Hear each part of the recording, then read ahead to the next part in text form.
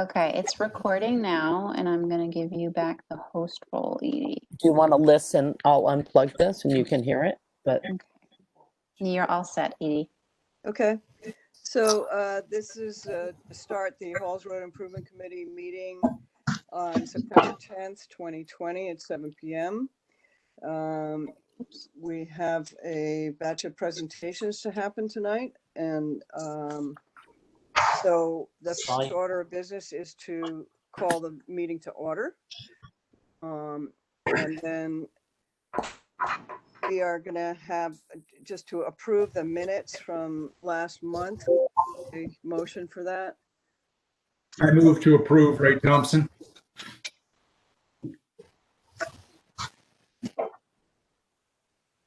Did you hear that? Ray or Cheryl?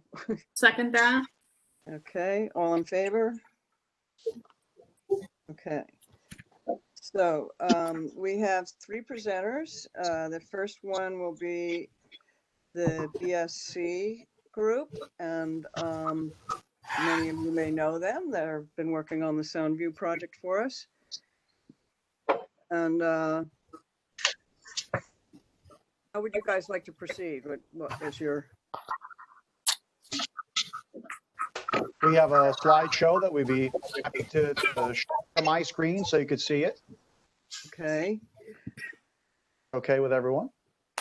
I'm going to go in the other room. Michelle, what do we do to... Kurt, you shared your screen before. Yep. You know how to do that, right? Yep, there you go. So if everybody who's not speaking can just mute yourselves, that would be helpful. Can everyone see that okay? Yep. All right, excellent. So if you're ready, we're ready. Edie, you say the word and we'll get started.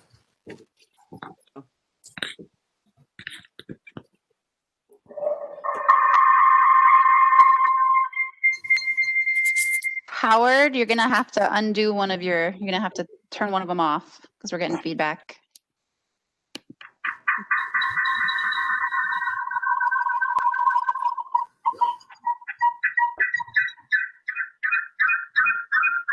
Oh my God.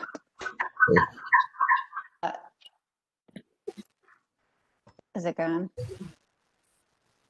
Okay. Always an adventure.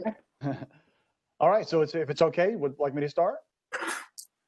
Yep, she's saying yes. All right, fantastic, great. Well, thank you so much for having us here tonight. We're really excited about this project, and we're going to spend 25 plus or minus minutes. We know you have some questions. We're going to move through our slideshow very quickly. By all means, please stop us at any point. We know that you sent us some very specific questions, and we've addressed all those in the slideshow, but if there's something along the way that pertains to one of the questions that you want a little more information for, please feel free to stop us, and happy to chat about it. So we're going to really go through 5 items tonight. We're going to introduce the team, talk about the goals of the project.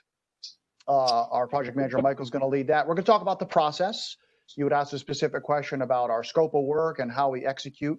So we'll run through that. We'll talk about the schedule concurrently with how we work through the process. And then we'll talk about some of our past project experience and the team's qualifications.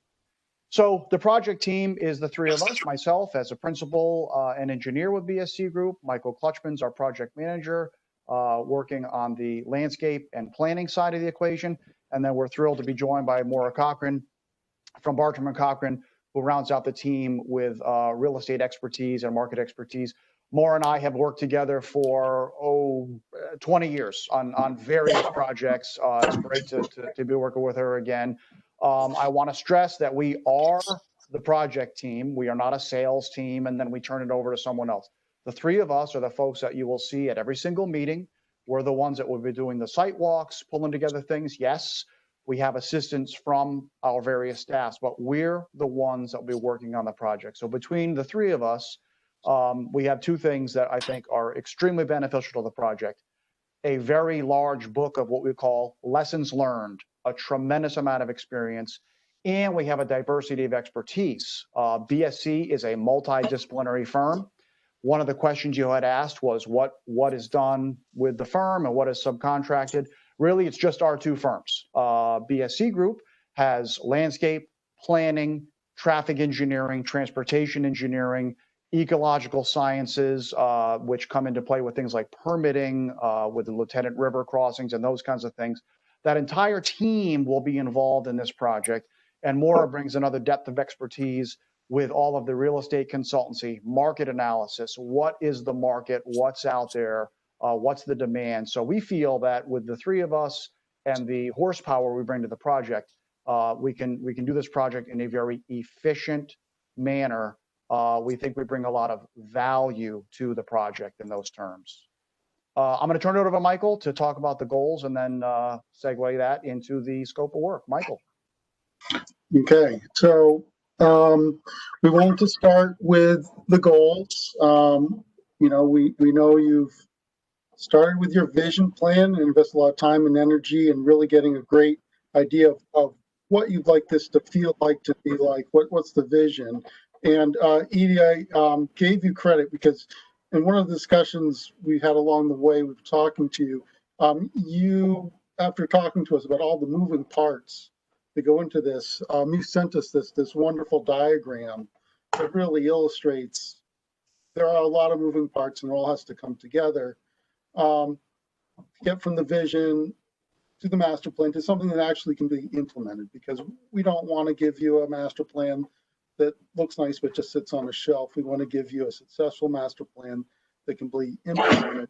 And so really the goals, the simple goals up front that we see for a successful master plan in our experience is one, it's got to be implementable. It's got to be, the infrastructure has got to support it. The market analysis has got to support it. So it's got to be implementable. It's got to be physically able to be built. It's got to have, based on solid data, it's our research and consensus, really. You know, we want a plan that has buy-in from all the stakeholders. So it might be different depending on the community. So consensus is also one part of the three-legged stool, if you will, that you need to have. And finally, it's got to be, you know, we're using this word fundable. It sounds a little funny, but it's got to be fundable. So that's a mix of a private and public, or even combined together.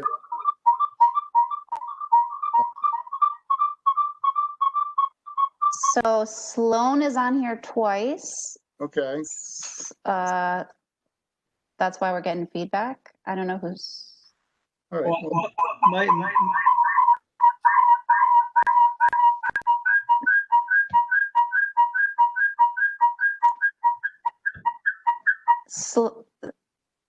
Okay. Perhaps the host could mute all attendees during the presentation.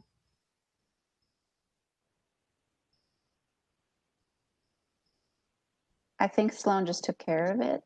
It looks like it's only on here once now.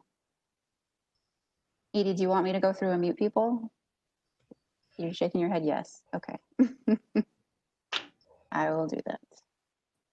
okay.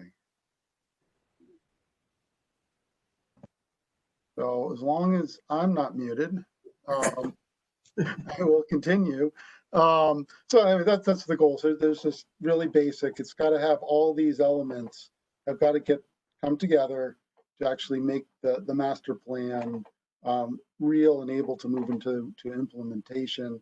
But again, we really love this diagram that Edie provided, that's showing all the moving parts, and really, so all of these elements are in our proposal. Next, our process is going to be guided by design principles.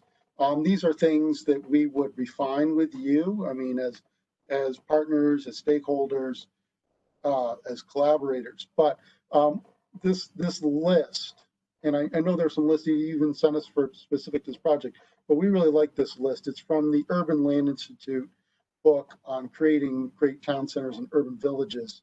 And it's just 10 principles for developing successful town centers. I'm not going to read them all, but there are some really basic ones that are principles that will guide this, and we'll work with you to refine this to the project. But you know, highlights respect the market realities.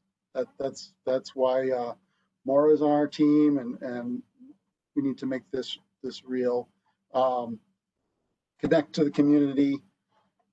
integrate public uses. There's a few that just pop out. Anyway, so this is something we can go back to when we really formulate what's going to be our guiding principles.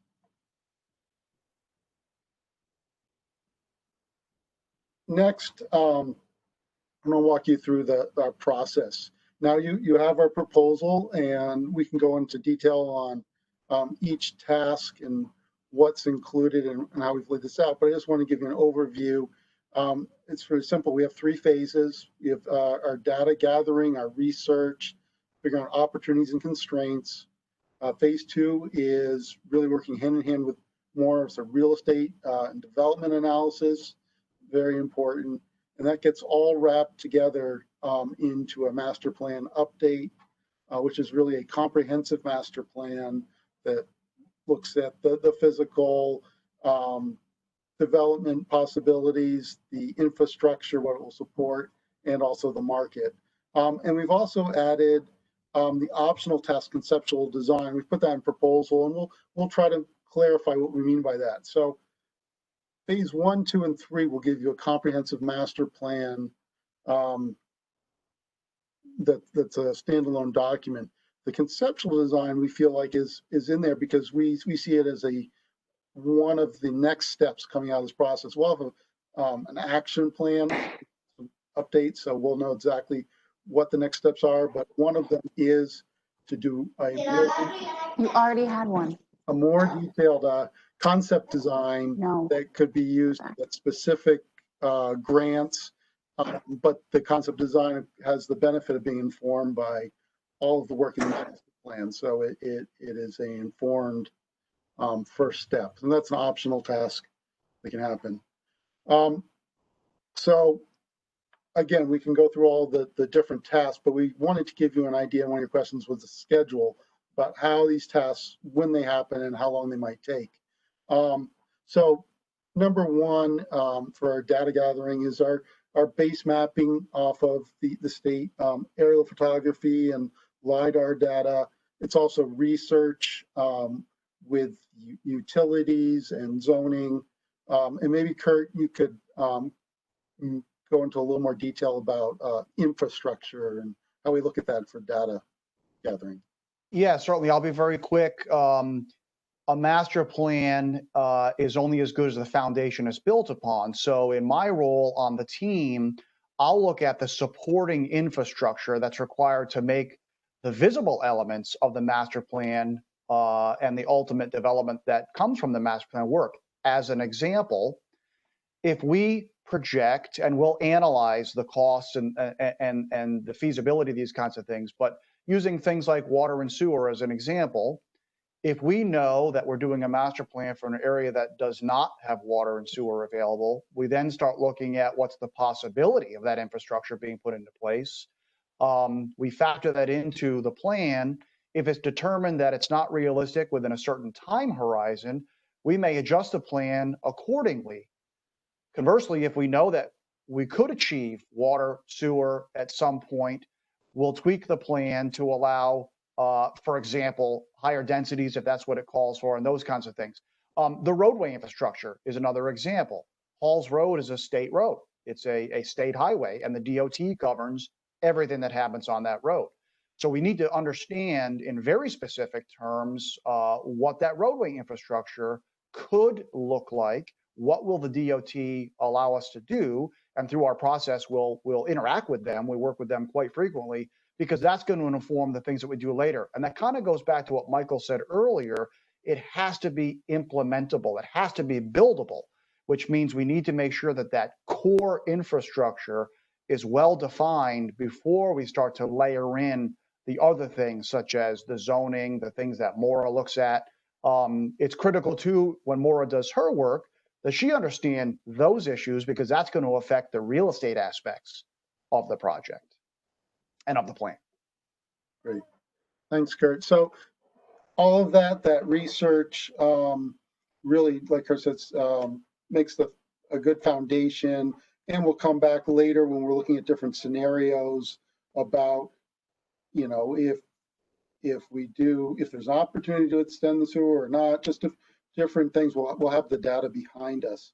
But I think now I'll hand it over to Maura, who can start talking about the real estate and development analysis and how that really links this all together, and the meetings that will be combined meetings, but really take the lead from the analysis. I don't know if Maura is unmuted.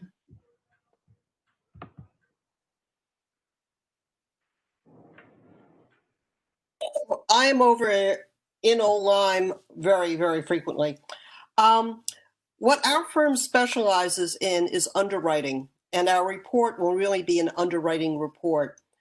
By that, how we would start is, I call it an all hands meeting. You have a wealth of knowledge, and even though we think we know the market, and we've done market studies up and down the coast, we've done, this is your town, this is your project. So at the all hands meeting, we have a real transfer of knowledge. And at that point, we really fine tune what your goals are. You have the stated goals, but when we do the interview process and sitting down either in one room or in one chat room like this, we really get to the core of what you're trying to accomplish. When I started to do my response to the RFP, I thought, oh, I've got to do X, Y, and Z, and I give you an advanced CT a lot of credit. We kept our fee down because Advanced CT had done a lot of the background work. So one aspect you would need is, what is your grand list now for those properties? So you will have an idea on, say, October 1st, based on the Advanced CT research. This is your grand list, and what can we do to improve the grand list, which is what people want, in addition to helping the aesthetics and other things in the neighborhood on over on Halls Road. And we did the study for Old Saybrook for what became Mariner's Way. And we're going to get to case studies, but I'll give that as an example. You know, these towns have been around for what, 275, 300 years. And there are things you can do immediately to make the aesthetic better. But you also have to think long term as to, if you have a plan now, you'll know where you want to go. Some things will happen fairly quickly, others won't. And I'll back up with what Kurt was talking about. When we were doing the Boston Post Road East in Old Saybrook, what came out was a hotel, a limited service hotel, was in good demand. Now, this is the time of COVID and hotels aren't doing well, but you couldn't do a hotel because there is no sewer and water.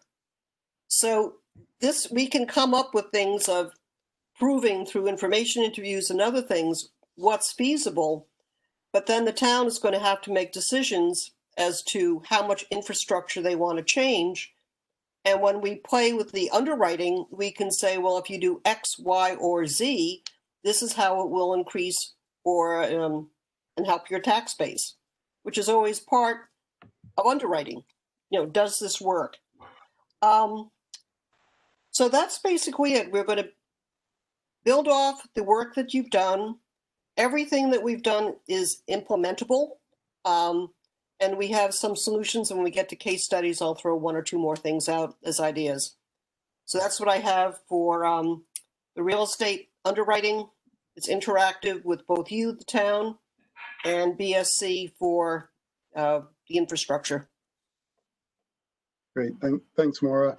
So just again, all these things are detailed in our proposal. I don't want to spend too much time on this, but you'll see we have a number of meetings spaced out over these weeks. The schedule, we could condense it. It's really about how often you want to meet and your role. We can talk about that second collaboration, but meetings one, again, is the all hands. It's the really initial kickoff meeting.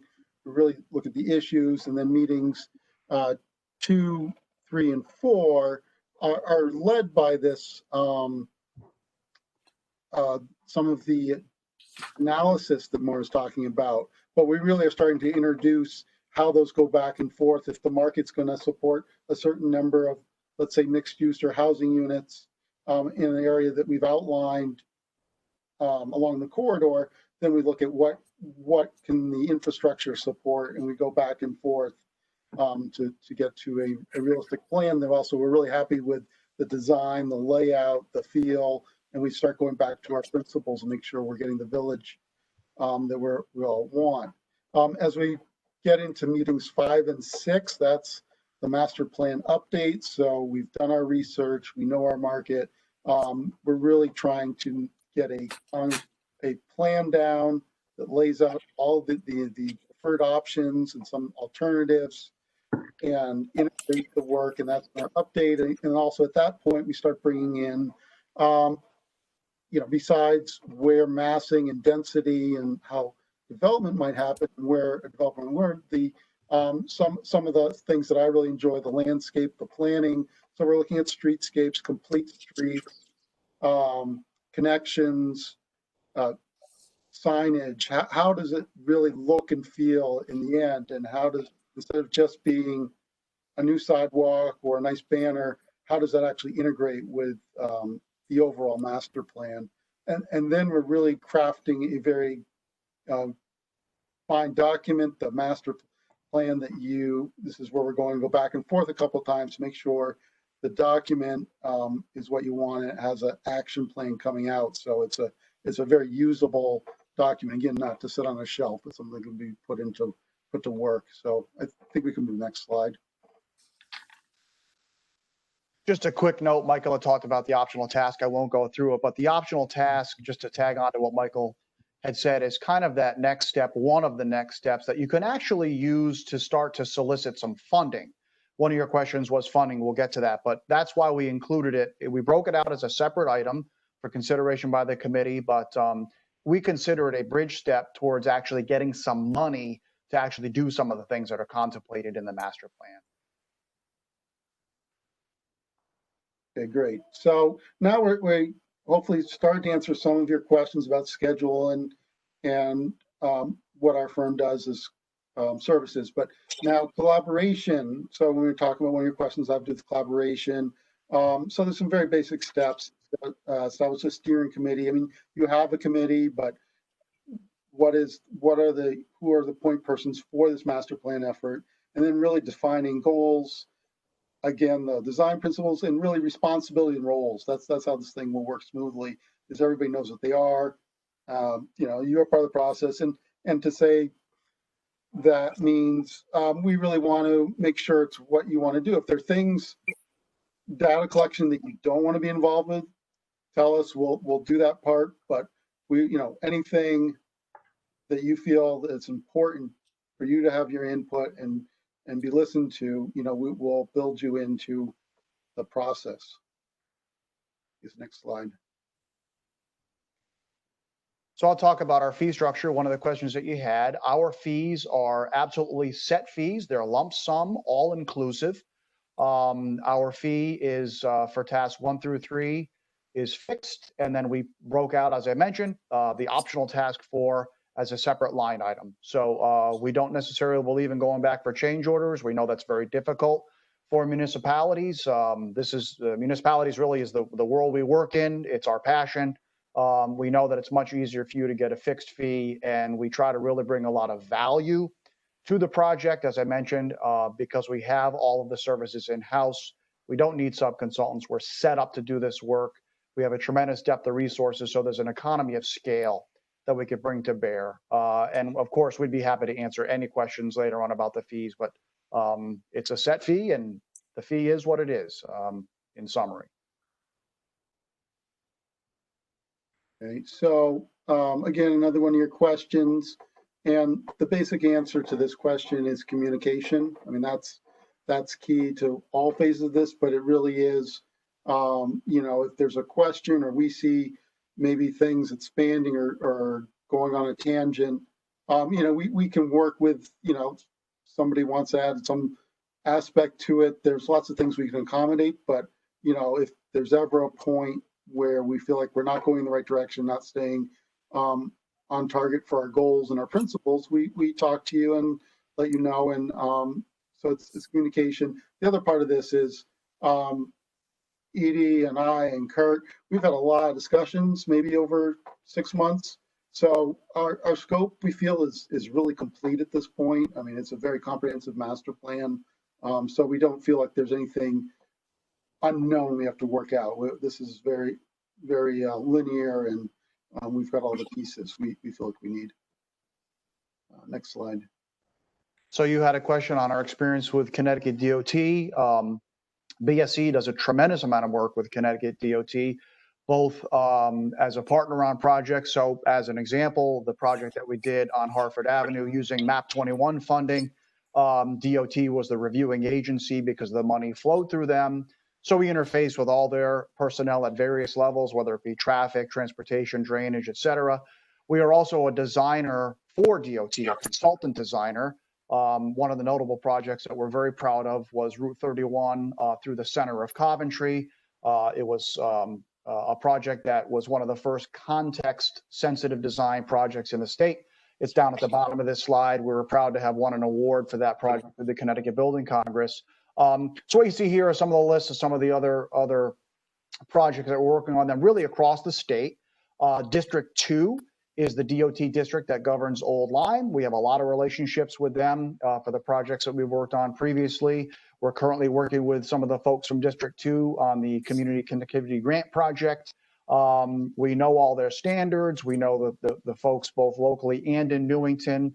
We know how their grant programs are administered. We're very, very comfortable working with them. We probably deal with DOT at least 2 to 3 times a week. They know us by name. We know them by name. We know who to contact. So we're extremely comfortable with our ability to interface with them. And as I mentioned earlier, throughout the master planning process, one of my roles will be to interface with DOT to make sure that we're basing the master plan on feedback we get from them, which may include things such as long-range plans for the Halls Road area and those kinds of things. We want to have all the information that we need. It's important to understand what they will allow us to do, and it's important to understand what they will not allow us to do. Again, Halls Road is a state highway, so they govern everything that happens on that state highway.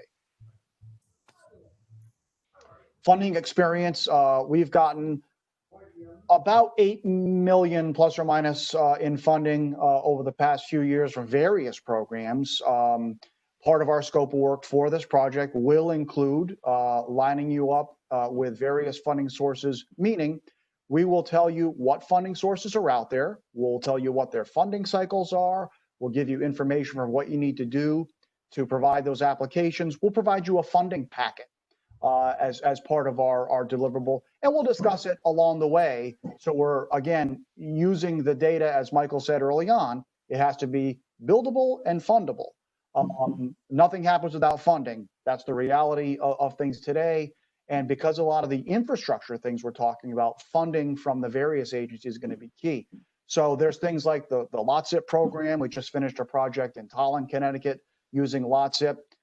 MAP 21 has now become the TAP program. MAP 21 is what we used for the first project on Hartford Avenue. We're doing a TAP project right now for the City of New London. Community Connectivity Grant is what we're doing right now. We're very pleased to help the town secure that grant. There's also STEEP grants. Old Lyme is one of the towns that is eligible for STEEP grants, and those are quite often used for things like sidewalks and street lighting and those kinds of things. The other thing I want to add is it's key that we interface with the River COG, Lower Connecticut River Valley Council of Governments. They are a key conduit for funding. Much of the money that flows from the federal government, federal highway, through DOT or directly from DOT is funneled through the councils of government. So one of the things that I will do is interface with them to make sure that they're clear about what we're doing, that we're able to engage them to talk about future funding opportunities and kind of bring them into the process. The Council of Governments have become a key part in projects like this one, getting funding and moving forward. So we would engage them early on in the process, get their feedback. They're a great resource. They're right in Essex. They're local. So that's something that we think is really important as part of the process. Michael, back to you. Okay. I just want to make sure we have time for questions, but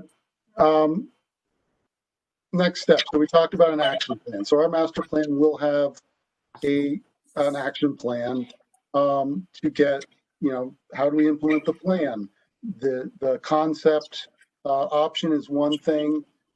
We expect to have some specific zoning recommendations coming out of this, grant applications that are blocked, funding, and then, with our experience in Old Lyme right now, as you know, we, if a project becomes real, we can work on the construction documents right through construction.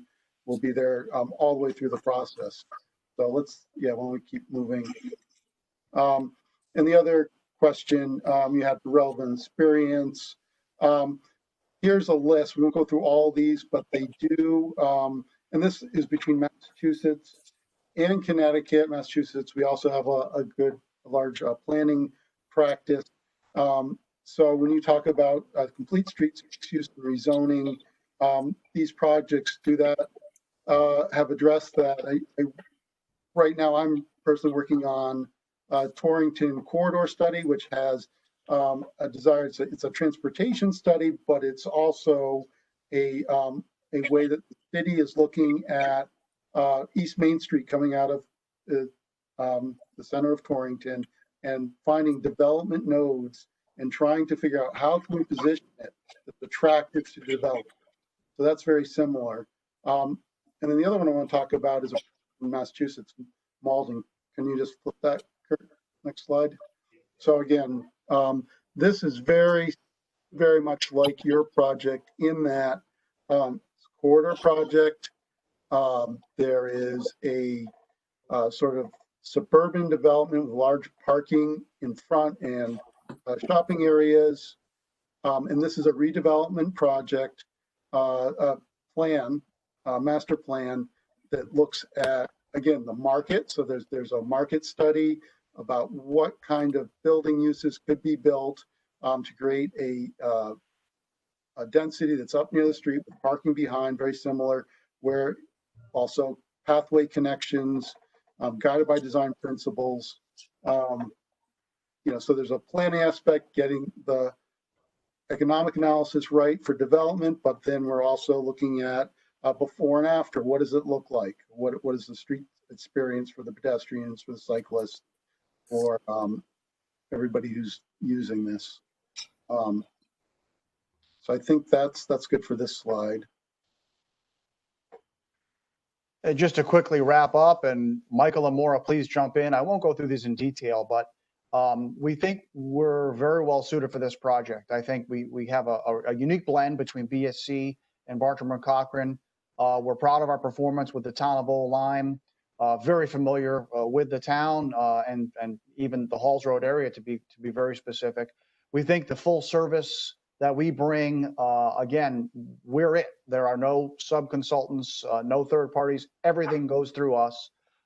We think Michael brings a tremendous amount of experience with a good blend of planning and landscape architecture that can really be a wonderful asset to this project. And we're very, very excited about the possibility of being brought on for this project. This is what we do. This is our passion. We hope that our passion comes through in the things that we do. So with that, we'd love to take your questions. So Kurt, I do have one question for you. In order to do any of these changes in the streetscape, it goes hand in hand with the zoning question. And also it's clear in Old Lyme that the character of Old Lyme is very key to this town and anything new that happens on Halls Road. So it appears that that's kind of another project beyond what you are proposing to do. Is that correct? You would see that as an additional scope of work? Well, our existing scope of work will define the context and the feel of the streetscape. Because it's a master plan, it's critical that we define what we want the look to be. So you've kind of got the actual functionality of what it needs to be, but then we also have the look and the theme that will absolutely be established through this process. actual design of those things will come later once you secure funding. That's one of the reasons we put that additional scope item, that conceptual design, that it will literally be a diagrammatic and dimensionally correct conceptual design that could literally be used as part of a funding application. Typically, But that has nothing to do with the actual zoning requirements and design guidelines for structures and things like that, right? You're Oh, talking mainly about streetscape. yeah, but Michael, go ahead. Yeah, because yeah, we yeah. do So, include zoning too. so we are going to, definitely look at appropriate master plan level, review of zoning suggestions, whether it's an overlay district. I mean, we've talked about this, but multi-use, there's a need there. We know it. We just want to be able to show the backup and get there. And a lot of those things, massing and things like that will be addressed. When you talk about, okay, it's who's going to write the language, exact Right. language that goes in, that's the next step. I mean, So it's not included in what you're. So it's not included. not the language That's not writing, part of it. but it easily could be. I mean, at the level we're at with our fee, and again, if you say, hey, I don't want the optional concept plan, instead I want you to do the zoning. There's lots of people we work with that could easily put that on there if you say, I want to line that up right now, but it is the next step. Absolutely. Does anyone else have questions? Oh, I We have about one. 5 minutes. This is before Bud we can- Candidate. Can you hear me? Hello? Yes, we Can can you hear hear you, me? Bud. Yep. Yes. Good, okay. My question is, I know you worked on the Soundview project. Can you tell me what you charged them for their project? Yeah, the first Soundview project, I believe the overall fee was $138,000. And that included some sub-consultants because there was a bit of architecture included at the beginning, and a few other minor things. This was the Soundview Park? Yes, that was included at the beginning, and then that was eliminated from the scope because of funding limitations related to the grant. Yes, correct. Very well, they got quite a big grant.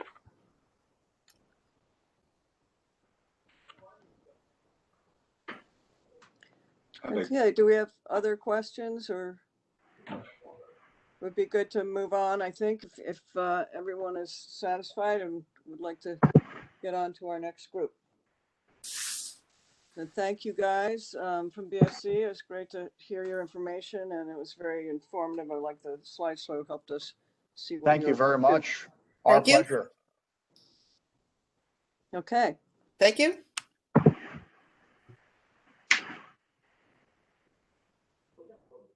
Okay, so the next group we have is Newman Architects.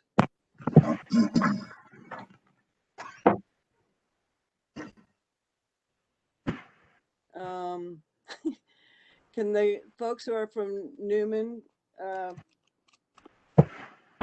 introduce yourselves? Hi, this Brooks is and Anastasia. I'm a Howard. marketing coordinator. Hello? Hello. Hi, this is Anastasia from Newman. I'm a marketing coordinator. I have a presentation on my screen. Okay, I'm gonna figure out how to get that for you. Thank you. I want to make sure that I could share the content. Anastasia, are you on a computer?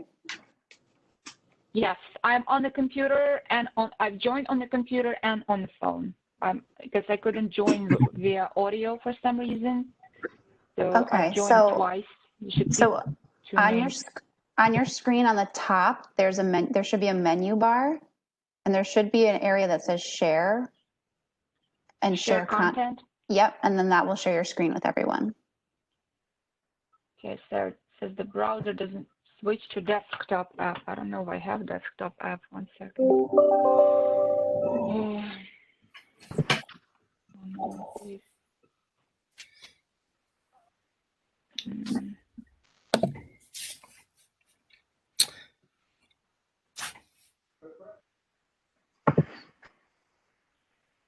Okay.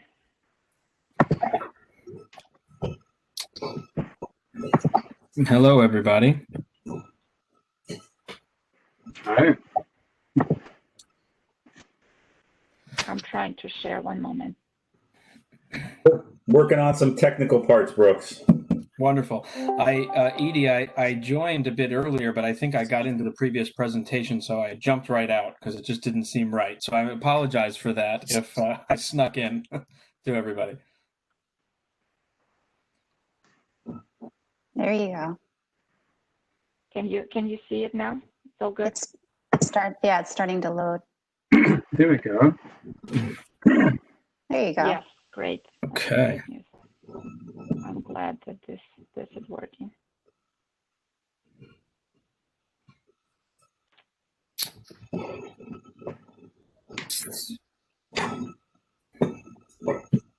So from Halls Road Committee, would you like to say anything before we get started, or would you like us to get started?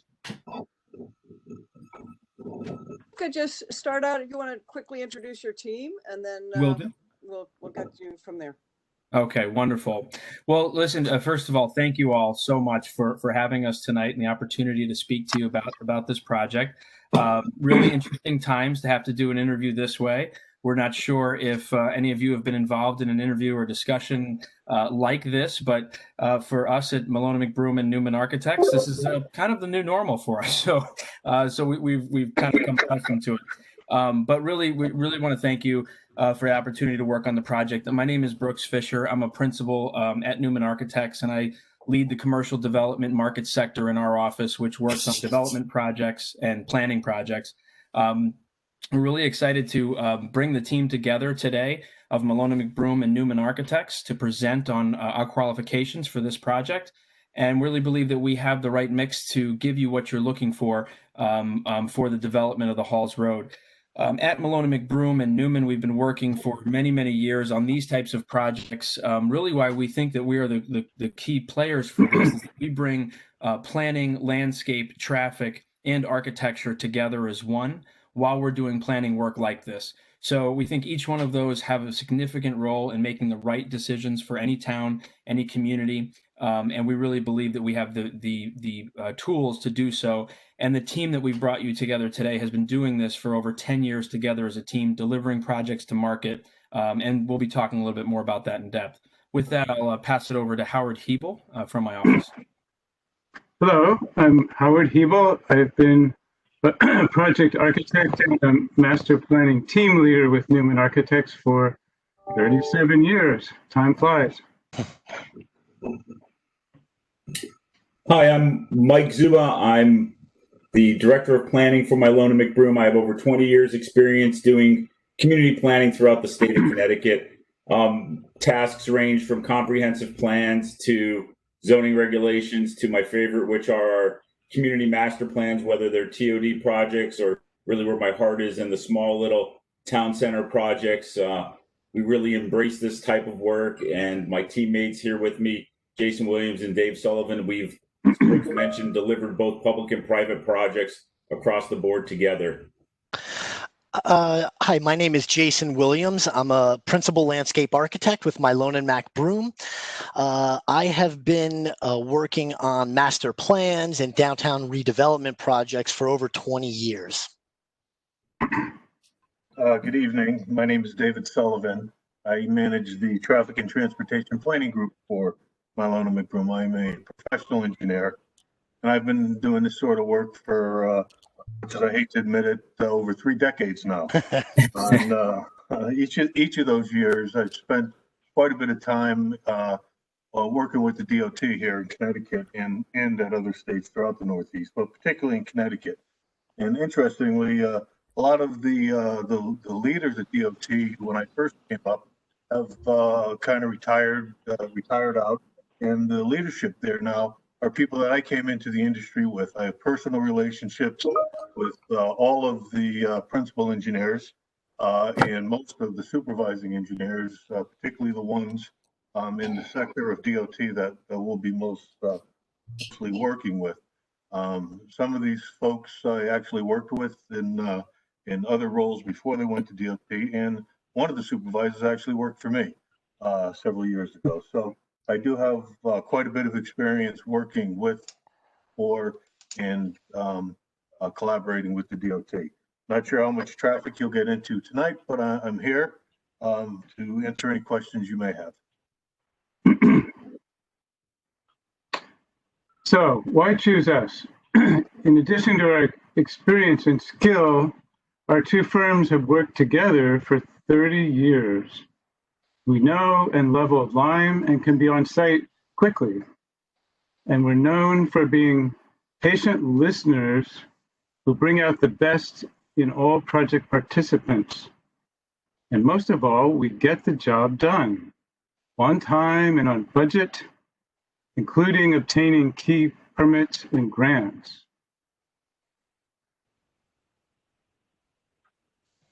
Newman master plans have helped colleges and universities and towns express their visions and schedule and budget for success for over 50 years.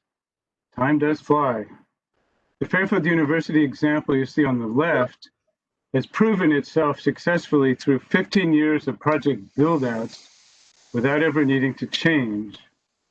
And the Exeter example on the right shows how a town and a gown planned a mutual future together, preserving their town character while repositioning the best of small town life beside a river in picturesque rural New England, repositioning it for the 21st century.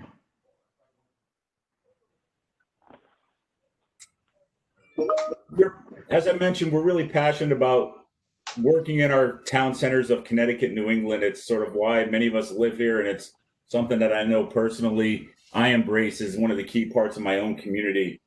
So it's not that we don't love all the work that we do, but it's something that when they do come along these opportunities, they're very special to us as certified planners. I have 3 examples here that span different parts of my career. The most recent being Weston, and then dating back to Avon and Marlboro. As a project team, we help guide all these communities that started really where you were with the initial idea and some sketches into further concept development, some further pragmatic infrastructure evaluation, and ultimately into implementation. These tasks across the board include site planning, helping attain grants and helping guide infrastructure investments, as well as being able to facilitate the development through zoning regulations. And I think that's something I'll talk a little bit about later on. But one of the ones I do want to highlight, and I see a lot of similarities between my most recent work in Weston and your project along Halls Road. Our project in Weston was a plan that really Dave, Jay, and I were able to deliver through the community. It was done concurrent with their plan of conservation development. So we had a lot of passion and energy for the community. We had a lot of well-attended workshops. But it was one of those ones that was a challenge in that we were trying to create a village center and expand business opportunities as well as housing around a Park Once ideology. One of the longtime hurdles for it was transforming this small town center of only 6 acres of commercially zoned land that was all owned by one landowner into a more walkable downtown that has some diversity of housing, that can connect to their prized schools, their civic hub, and overall to the small ecological environment there. Through this community-led master plan, we gained large support when otherwise this idea has faltered for the last 20 years, and ultimately helped the town obtain some grants for roadway widenings, turn signals, pedestrian infrastructure to actually create a pedestrian sidewalk network where one never existed before. And I'm proud to say now that we've continued on in latter phases of the work and are now writing village district regulations in order to help facilitate the private development portion of that project. When we start work, we put our team's skills and experience to work, helping you realize your vision, which we heartily endorse. It's a great one, and not imposing one of our own. Over the years, we've developed a very simple and flexible set of process for doing that, involving the steps outlined in our proposal that the next few slides will explain. We always custom tailor this process when we begin working with you for every project. The preparation phase, the first phase, is one in which we gather essential background information for planning, so it's well informed. And step one, constraints, is where we identify critical boundaries that will limit planning. And as part of this, we'll be developing GIS base mapping that includes not only the environmental and physical elements, such as utilities and roadways, and we've begun to develop this mapping, as you can see up top. Now, step two, infrastructure strategies, is when we lay out the major system patterns over the constraints that comply with the constraints that will guide development of the many smaller details to follow. And then so through the analysis of all of these compiled existing conditions, our team develops baseline information to guide us to develop the conceptual alternatives. As Jason and Howard work their way through the analysis of the physical environment and as the land and buildings begin speaking to them, I'm going to be working on taking a look at just really a market snapshot. We typically keep it at that level and not a full-blown market study in order to really understand what those potential opportunities are there for consumer spending, where there could be some gaps, and where there could be some opportunities for business. And we allow this then to help sort of guide the size of the buildings, orientation, and really the site planning level, and ultimately getting captured in whatever that regulatory framework you're going to have help move this project along will be. Now, the second phase, or planning, is obviously when the actual planning happens. And for step four, engaging the community, the town has requested to perform that work by itself using support materials and illustrative materials that we provide. Now, our team is certified by the National Charrette Institute to conduct not only public workshops and charrettes, but also online engagement platforms. And we have a lot of tools in our toolkit to do that, being the time that we're in. But as part of this project, we want to be here to provide guidance and really be a sounding board to the committee where we can offer a variety of materials that'll complement your engagement process. And step five, or master planning, is when we finally create the master plan itself together, advancing the very excellent work that the town and committee have put forth already. Right, Howard. And so based on the community vision, the technical analysis, and Mike's market snapshot, will essentially enhance the master plan, developing build-out scenarios that identifies a future mix of commercial and residential uses. This will include road and site layout, building massing, as well as all of the public realm improvements. With really the main goal in mind is the creation of a beautiful village that includes historical elements that you'll see throughout the town of Old Lyme, but really creating a plan that increases open space and connections to adjacent ecological resources, while also providing a real safe and efficient circulation plan of bicycles, pedestrians, and vehicles.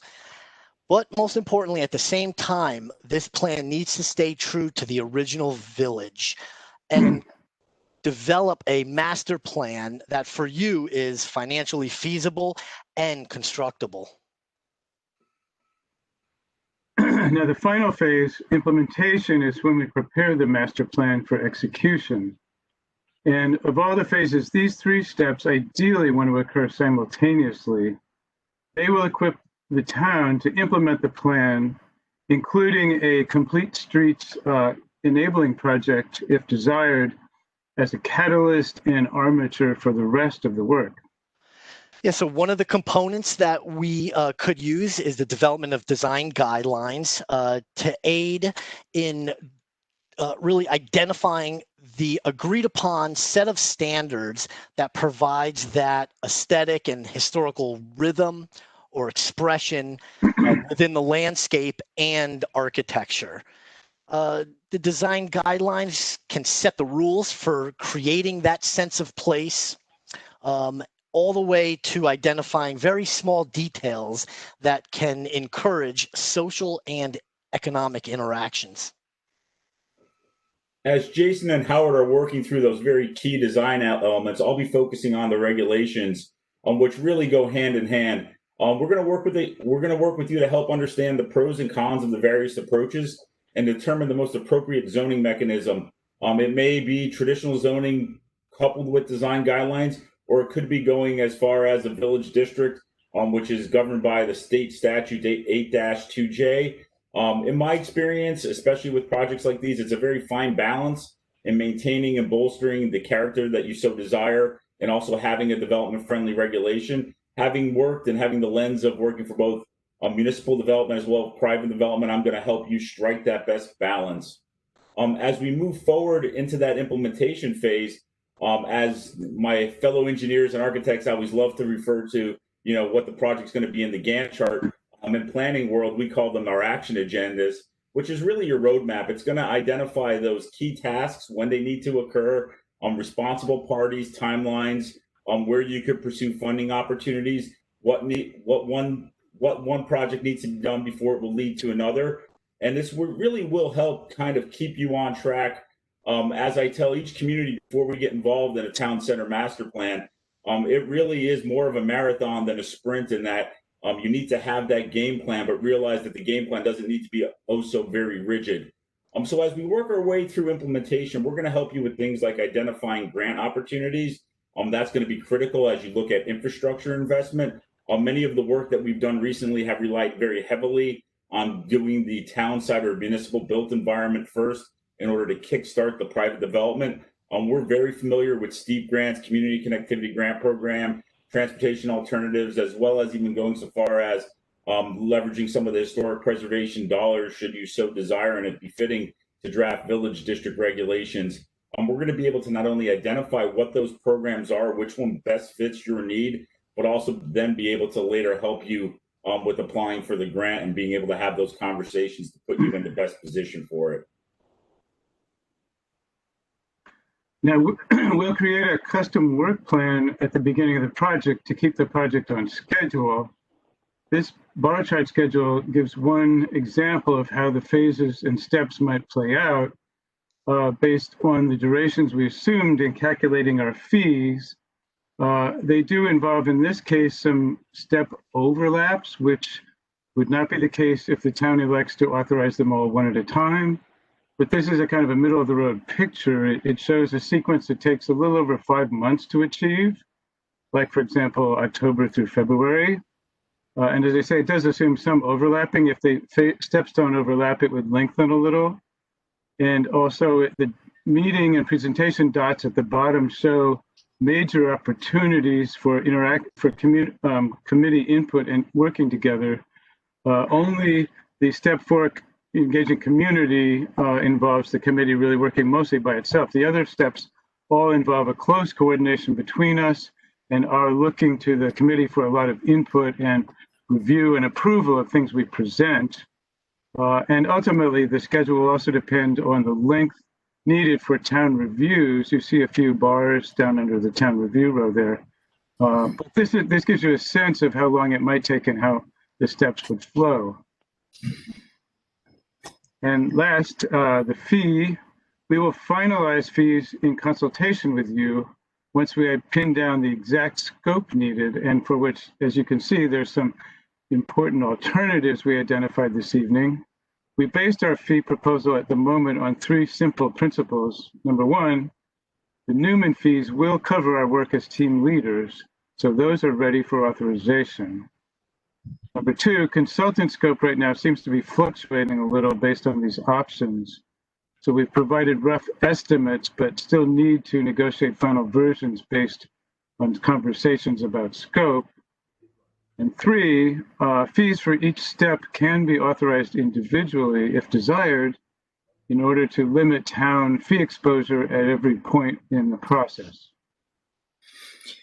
So that does conclude our presentation, and we again just really want to thank you for the opportunity to speak with you. I hope that you're able to see that the group that we have here on the phone is very passionate about this type of work.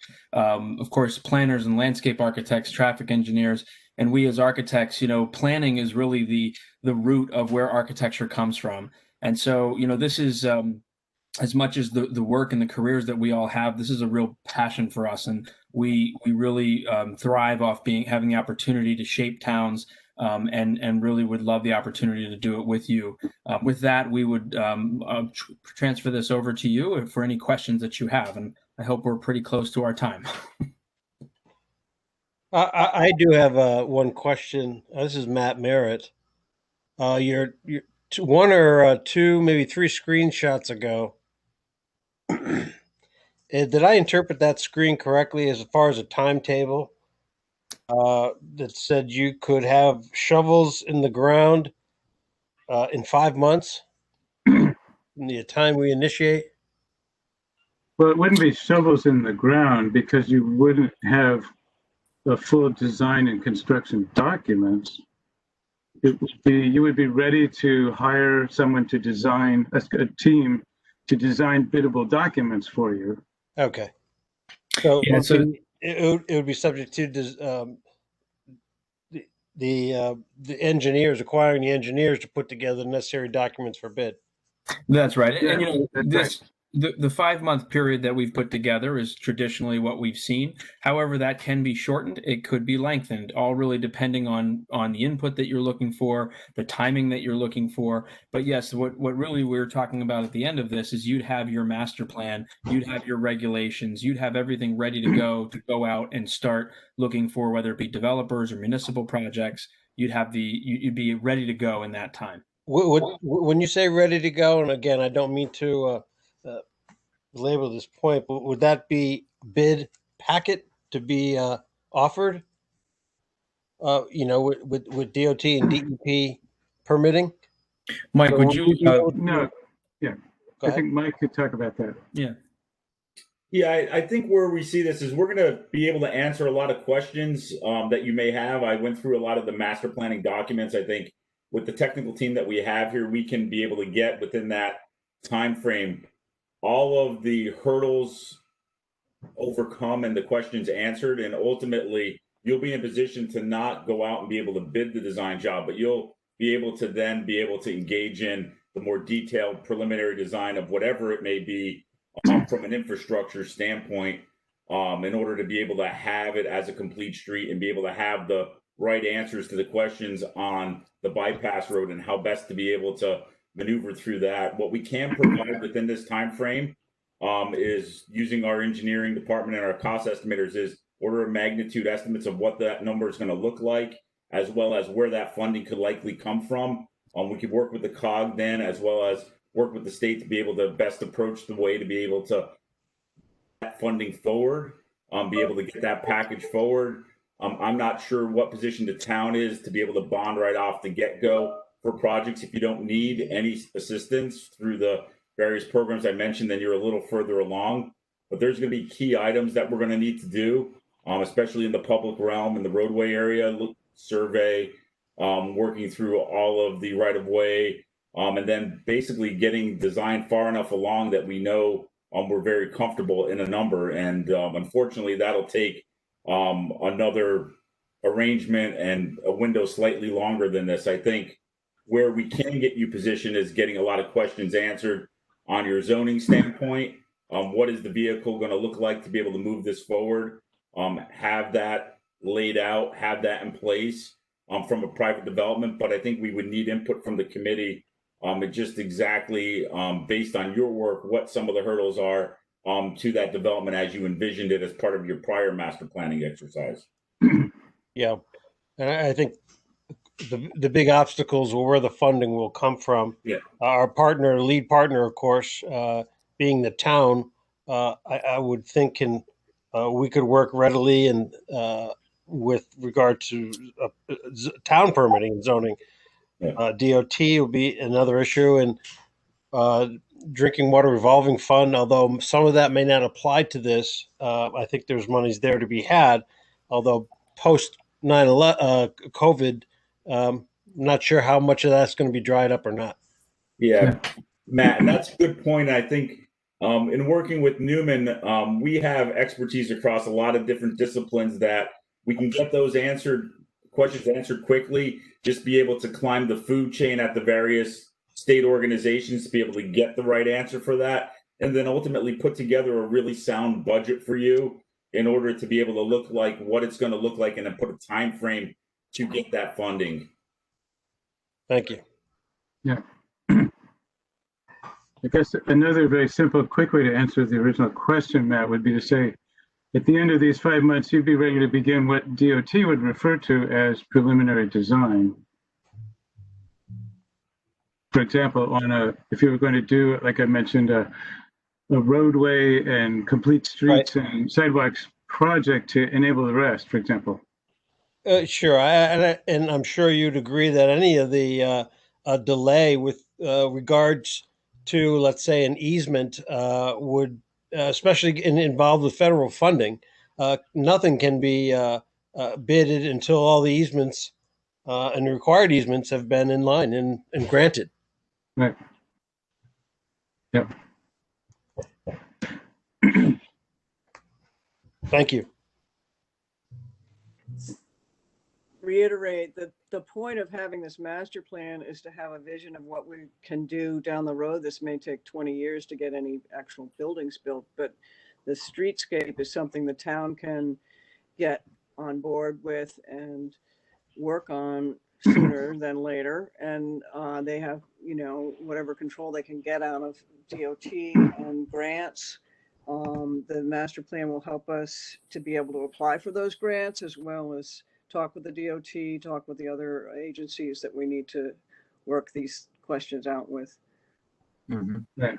And one of the great things about a real master plan is if you have to implement it in pieces over time, which is almost always the case, you know for sure that as you do each piece, you won't have to undo it and redo it when you do the next piece and the next piece.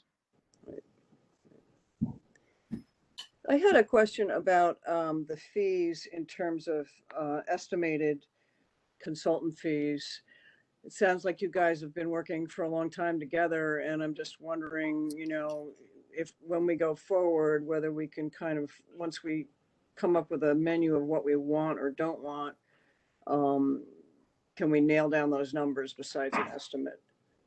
Oh, absolutely. I think absolutely. I think, back when we had been talking earlier, we weren't really sure because, this is, and we're very thankful for this, but our first opportunity to actually speak with the whole committee. And I think that there's some conversations around what is the scope you're looking for. I mean, what we've done is laid out what we see as a traditional steps to this type of process. However, though, in every instance, it's typically tailored. Some might want a little more, some might want a little less. I think once we define that scope, we could have those consultant fees nailed down for you very quickly. Yeah, and I think when we put the proposal together, we did not actually have a particular consultant, although, in our heart of hearts, our favorite is always McMillan and McBroom. But in preparing for the interview, we got into a lot more detail with them about some of the key issues and dynamics, and realized that there are some very interesting questions about, how to handle public land versus private land, and what's an RFP, and what's delivered through some other kind of project development method, and so on, that do have a somewhat of a consultant scope impact to be worked in here.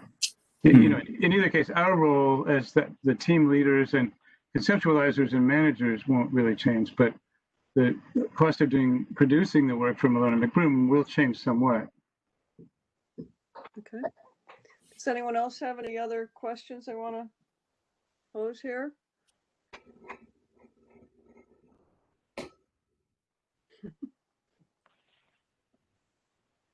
Well, I think we've done this in perfect timing.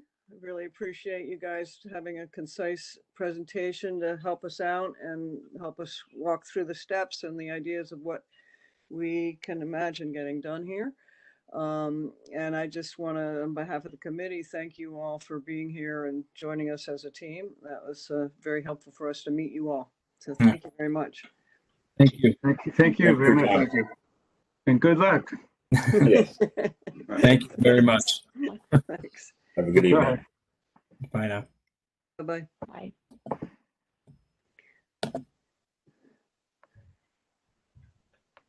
So we have one last presentation coming, and I'm not sure if Robert is still here. He did start out in the beginning of the meeting, but he might have come back. There you are. Back. Hi, Robert. Hi. Do you want to jump right in, or? Sure. How do I, oops. So do you have a presentation?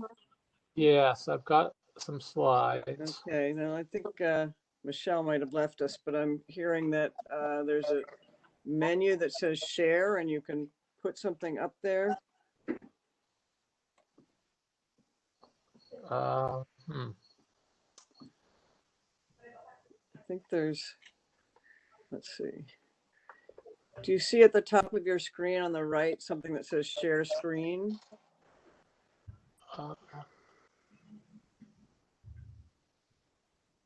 Top of the screen on the right. Oh, Edie, you may only have that because you're the host. I don't though. I mean, I think I don't. Well, I have share screen, but I think that's only if I'm going to share something. Where's Michelle? I know she probably went closed out here. So you, Joe, do you have I'll any- text Michelle. Okay. Cheryl, do you have anything on your screen? I'm looking and I'm not seeing anything that looks like. I know she mentioned to the previous presenter that was something that was at her top of her screen.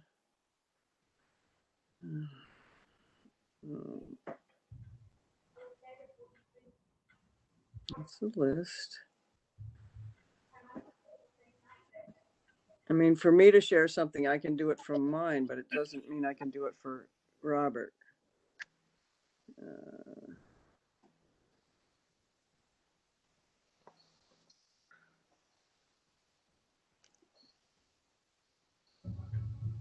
She'll be right there. Okay.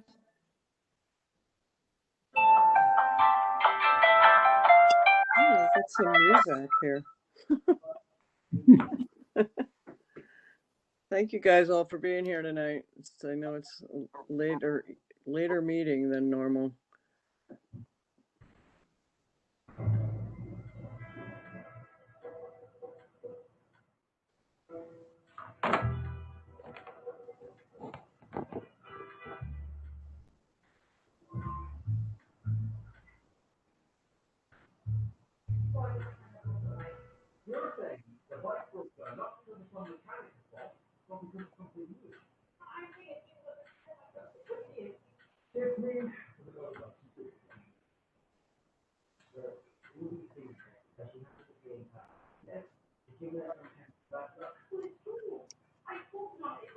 I'm back. Hi, Michelle. Can Do you- you help Robert figure out how to upload a screen?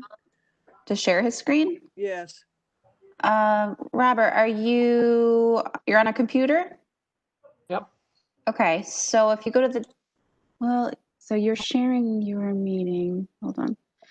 Okay, so when you click the share content, you want to make sure that you have open what you want to share.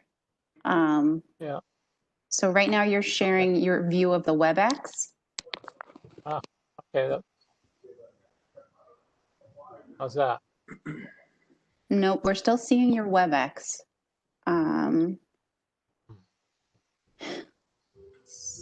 So let me just try something here.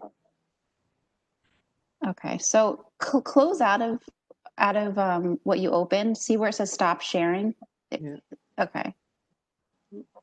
Click the stop Yeah. sharing button. Okay, so we'll just start over. So go to the share area and then click share content. And then a window will open and you pick there what screen you want to share. So look for, I don't know what it is, if it's a Word document or a PDF or a PowerPoint, but it should show up here. I'm on the share. And Mhm. it only says share my meeting window. Do you have your presentation open on your computer? Yeah, What kind of file is it? it's a keynote. It's a what? Keynote. Okay. Apple. It's Apple's Power.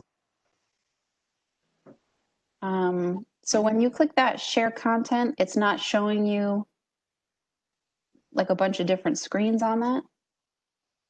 No, up in the menu bar, you're talking about where it says share. Yep. The only choice is share my meeting window. That's your only choice? Mhm.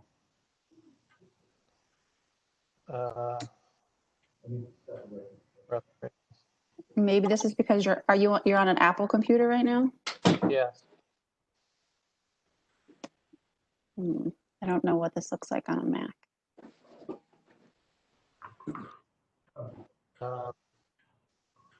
Michelle, I'm on a Mac as well, and I can see on the toolbar where he's seeing share my meeting window.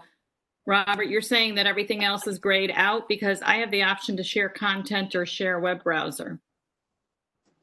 That's what it should say. Yeah, mine's grayed out, share content. So Does he does he have permission, so to speak, to share? Yeah, everybody on this does. Yep.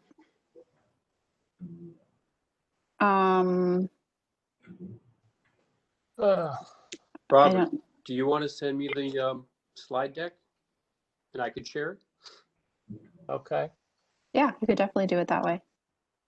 All right, I'll have to turn it into a PowerPoint. Okay.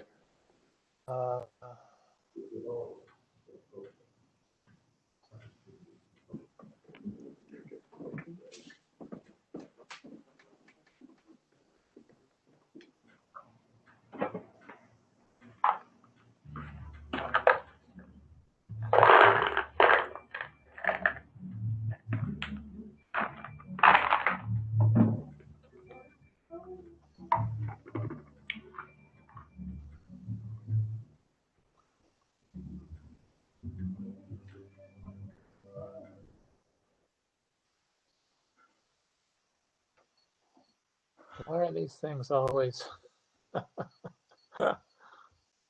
There's always something, right? Always something.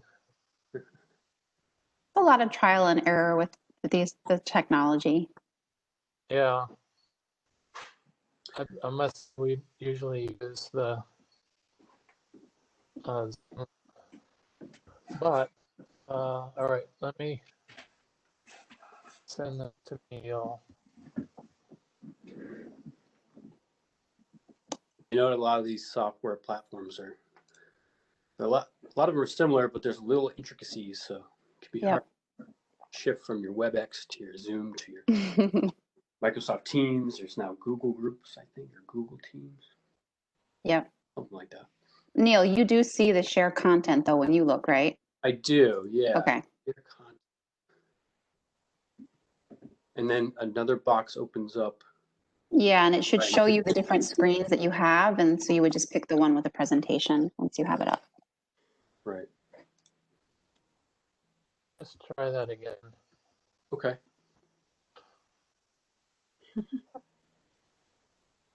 Why is it?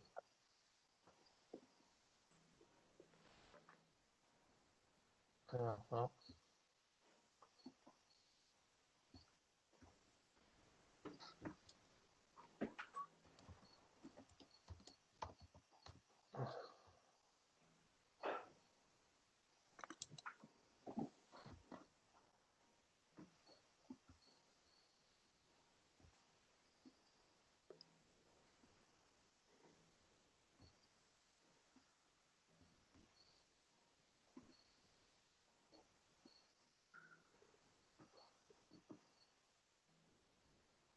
Wonder if I open the PowerPoint, if that would work. Yeah, give it a shot.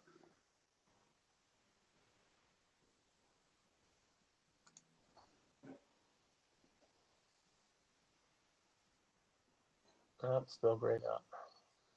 All right. Anyway. Anyway, Neil, did you get it?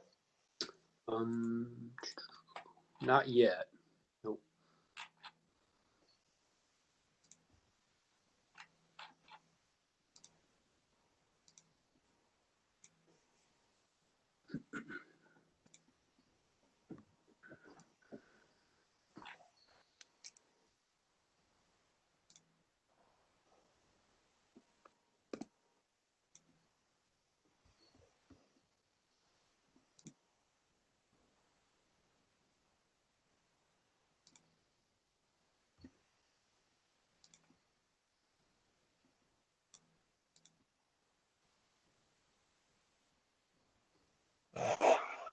Oh, there it went.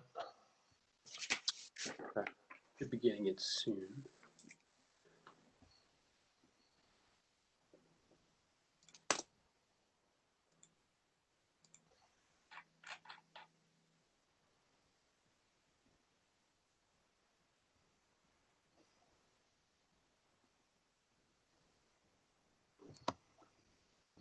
Sorry.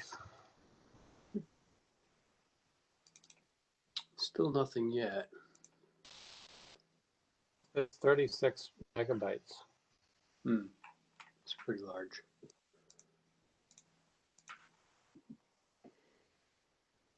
Oh, this is so simple on. I don't know why. You could also try saving it as a PDF, which could reduce the file size. Okay, we're going to use up our half hour here. Just kidding.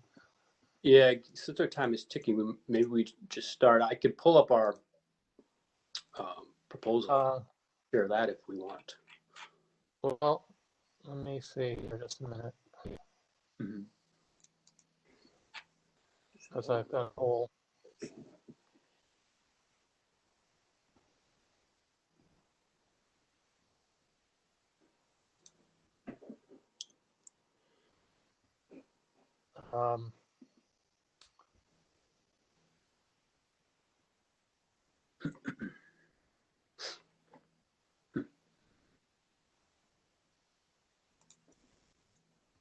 Something different I want to do.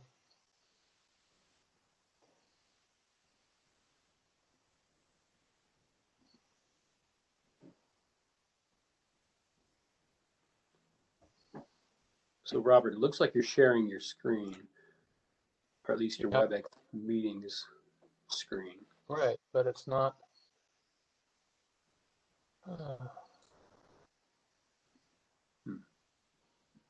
Is there another toolbar above the entire screen at the very top?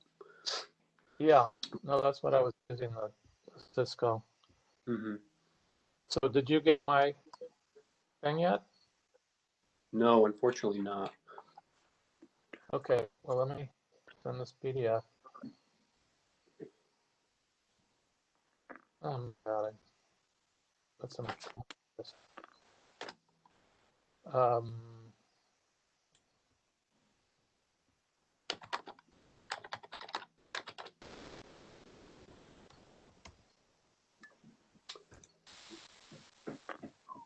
Actually, I just got it. Let's see if I can quickly open it. Let's go.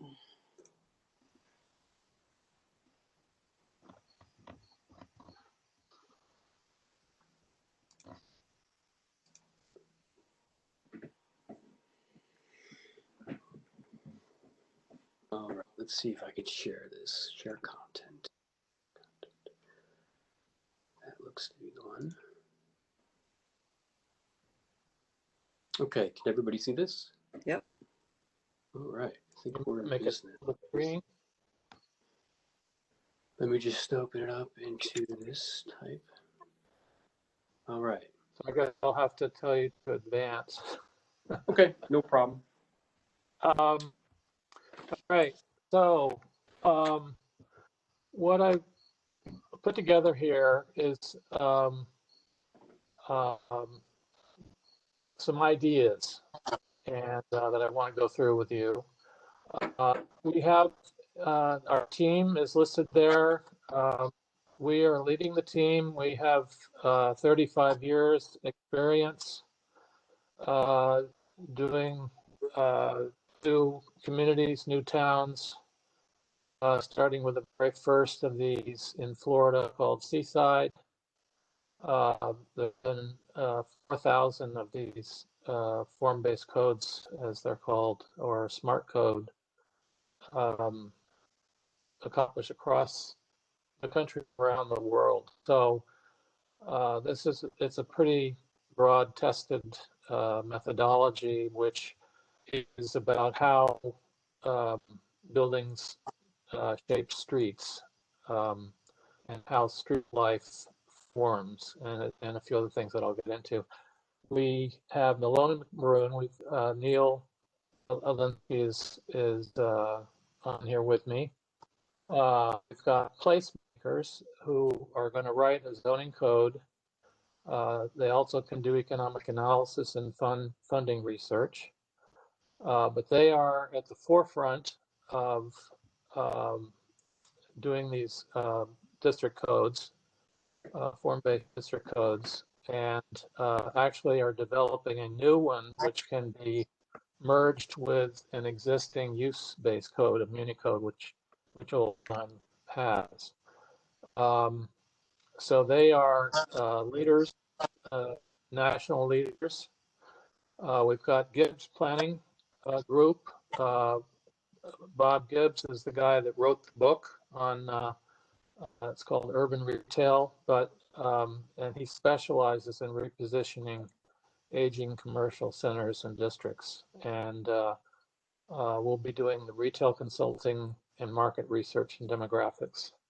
So we think technically, and I mentioned Malone and McBroom, who are going to work on the civil engineering side and the traffic,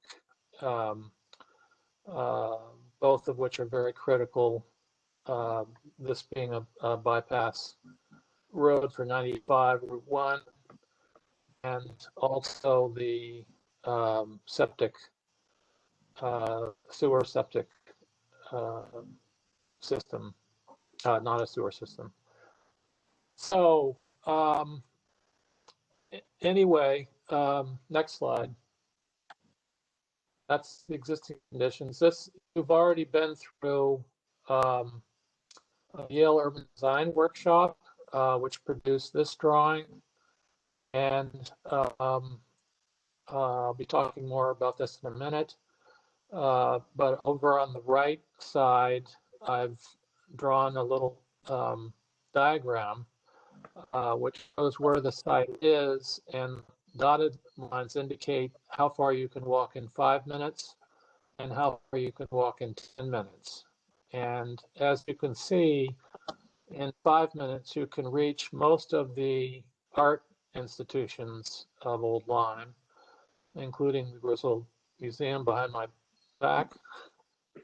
And in 10 minutes, you can walk to most of downtown. What we perceive is a very unusual town, which has a basis of culture. I mean, what town has got 3 or 4 different art schools within walking distance, one of them being a college?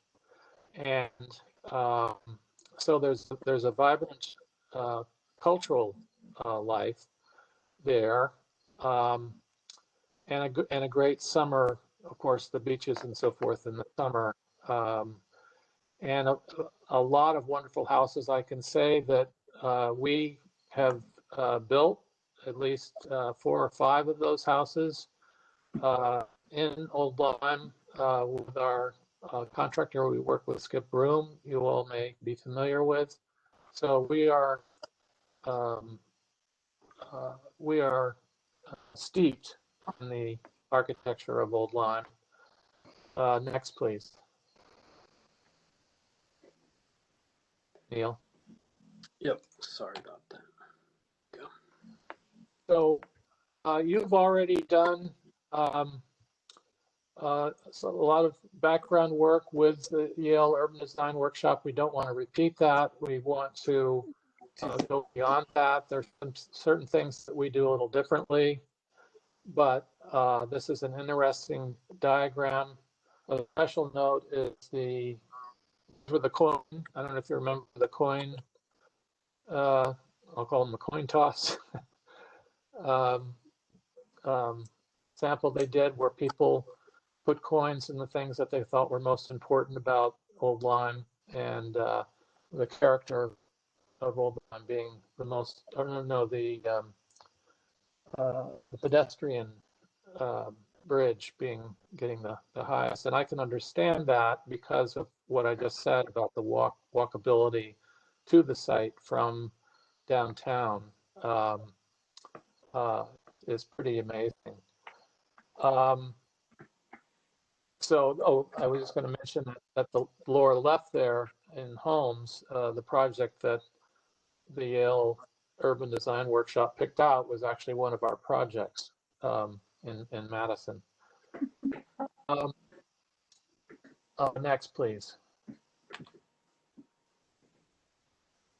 As I mentioned, there's a phenomenal attention to the arts, including music, in Old Lyme, sculpture, painting, and even the ice cream, Old Lyme Ice Cream and Cafe has a definite artistic tone to it. One of the things, and on the lower right is somebody getting ice cream at the ice cream shop, but I present that as that's our future. And how do we get that little girl to want to stay in Old Lyme? And how do we get the people that are living in these wonderful houses that are next one, Neil, are going to be wanting to downsize soon? A watershed year is the year 2000. Baby boom, the front edge of the baby boom turns 80. And I can tell you that there will be a crescendo of people looking for,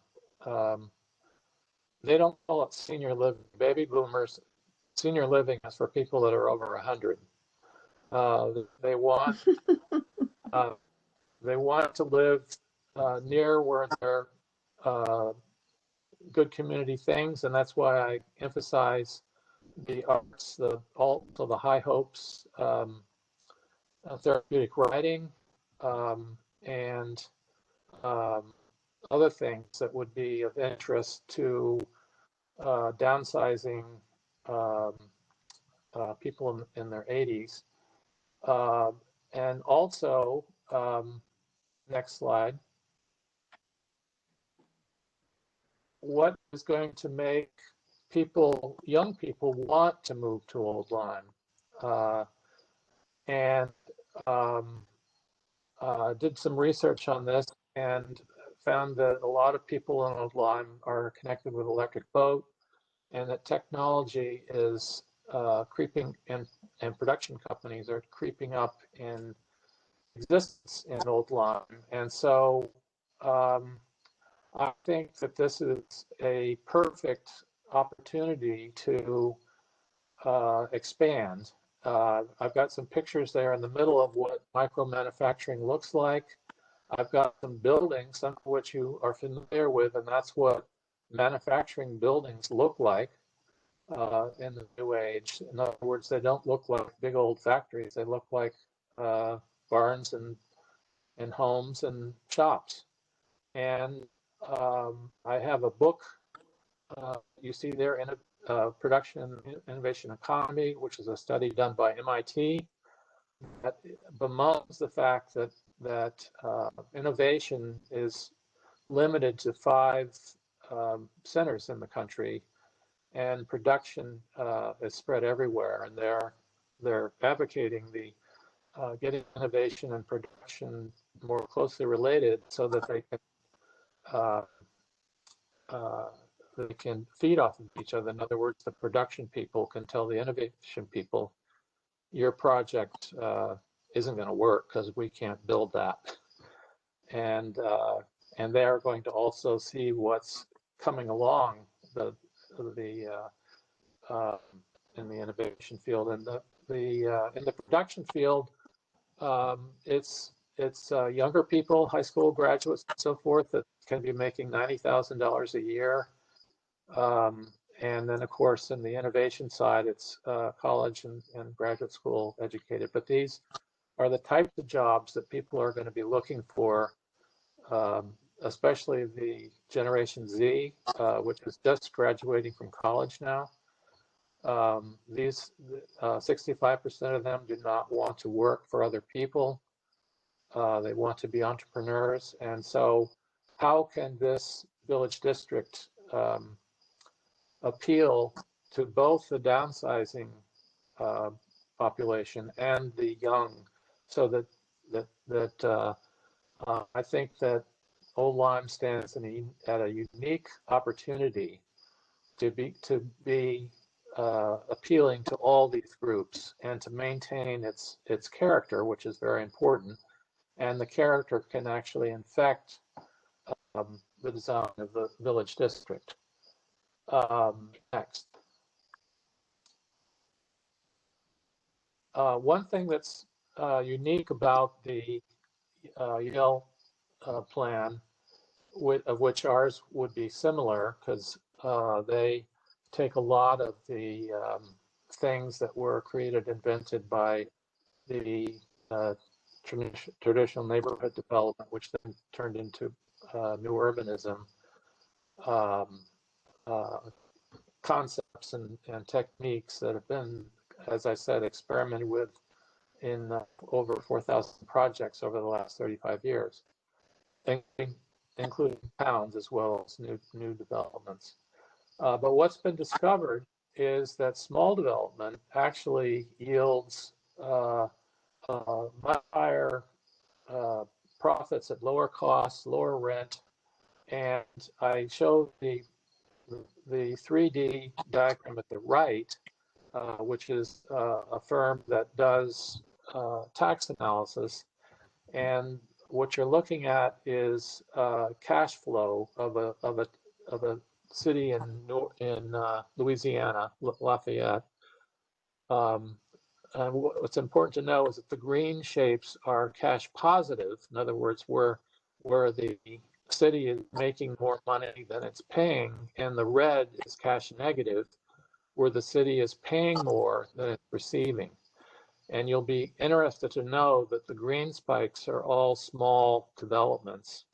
The big red boxes are Stop and Shops, Home Depots, big box stores that are actually cash dumps. So this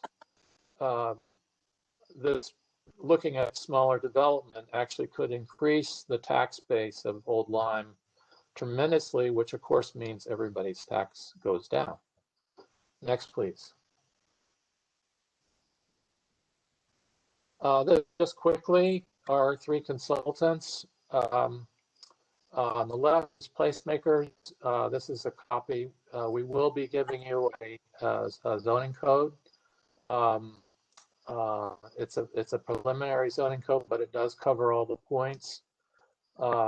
Gibbs Planning Group, this is a sample of their how they assess a region, not just the way it is, but what it will be, what it wants to be, what kind of retail, what kind of marketing needs to be looked at, which will be part of our process and part of our deliverables, how to bring in more money to the city.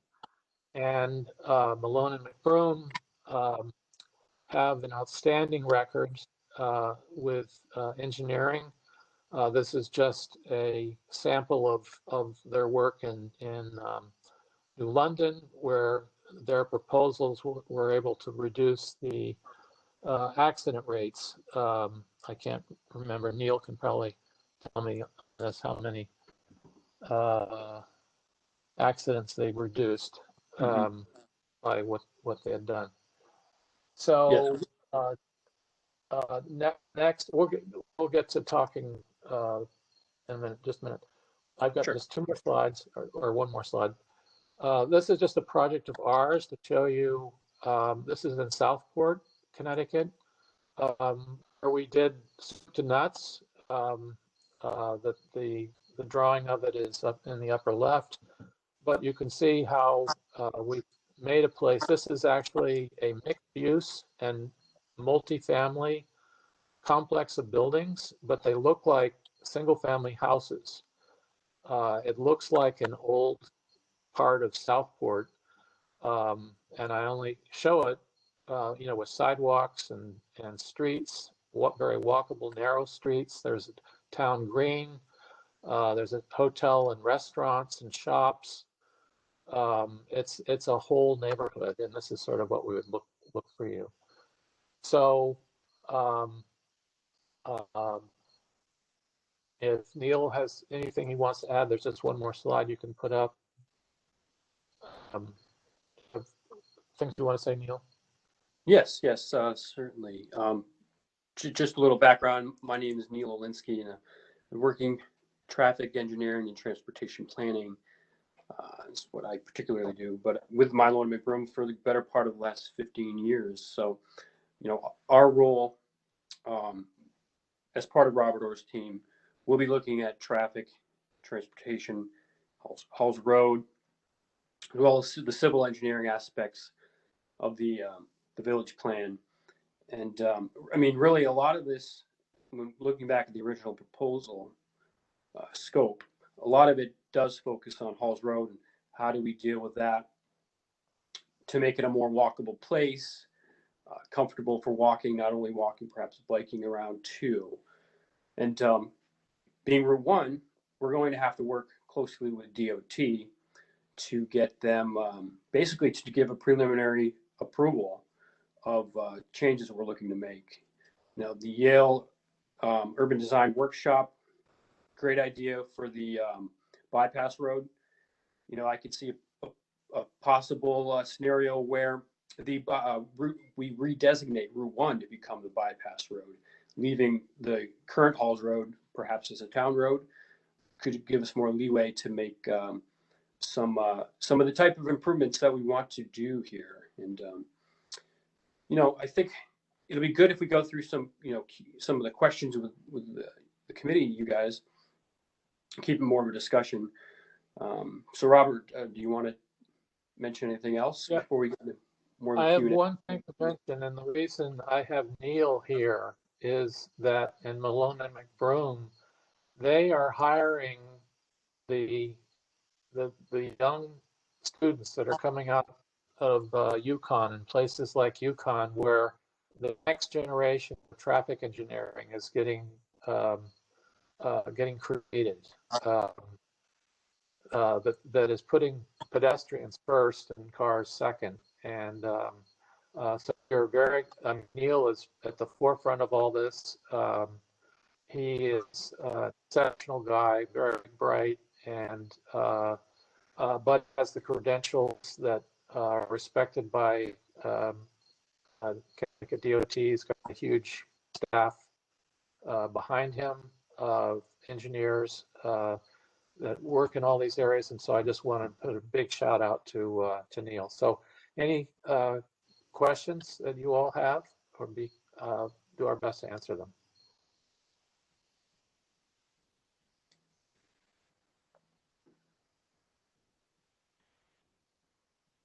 So Robert, what's your time frame for, like how many months or weeks or whatever are you thinking in terms of instituting the master plan?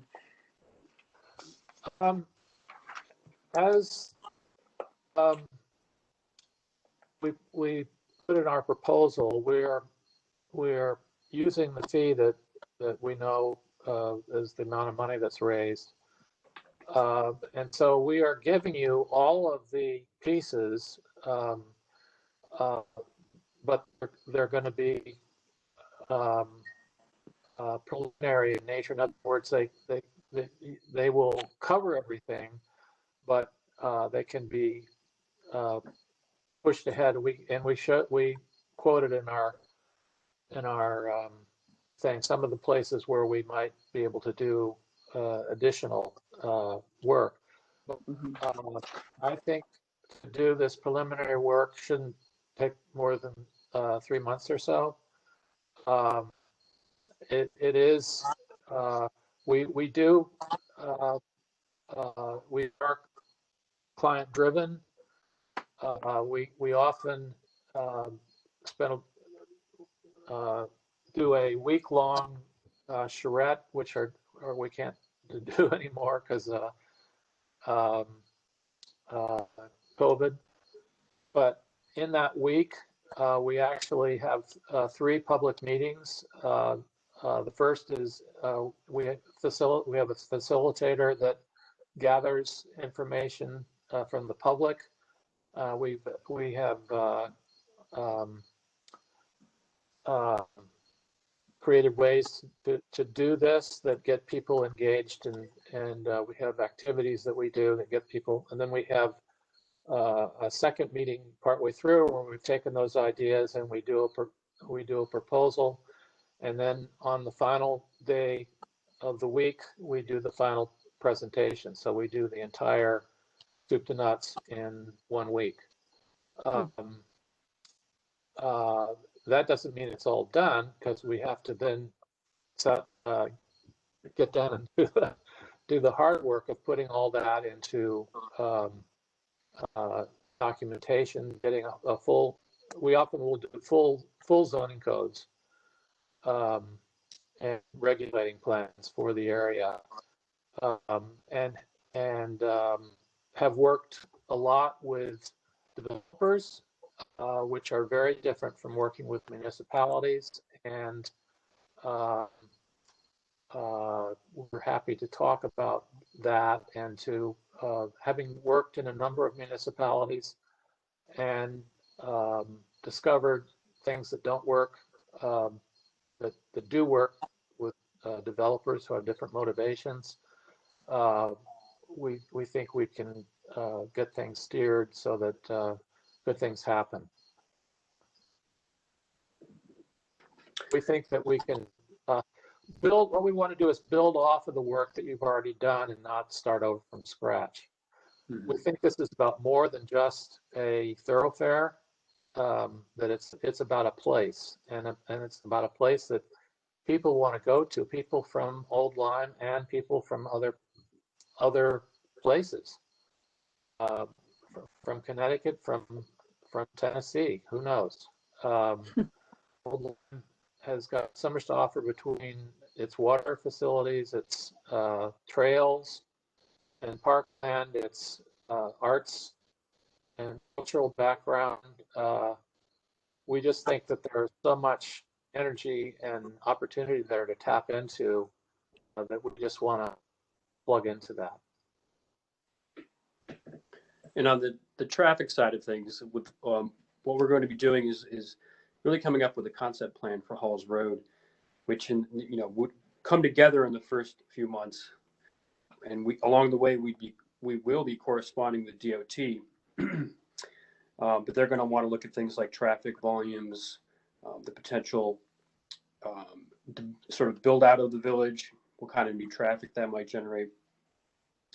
But at about 3 months, we'll have a good feel for what we want Halls Road to look like, and then we'll be bringing that clearly to the DOT to really get the ball rolling in their review.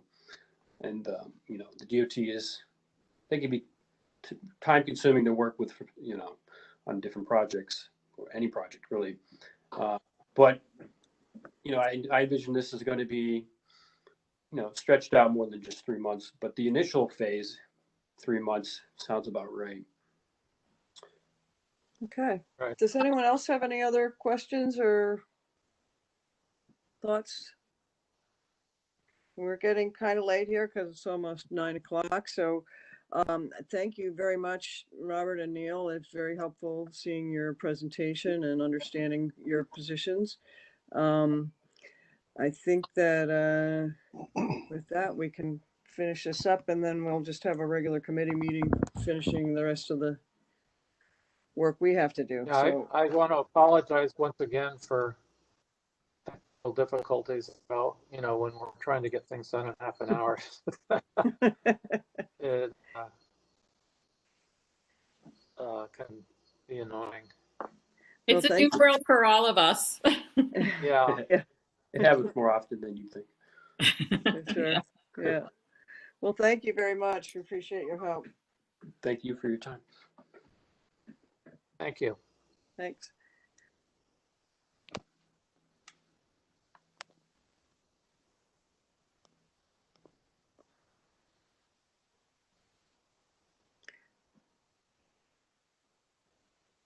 Okay, so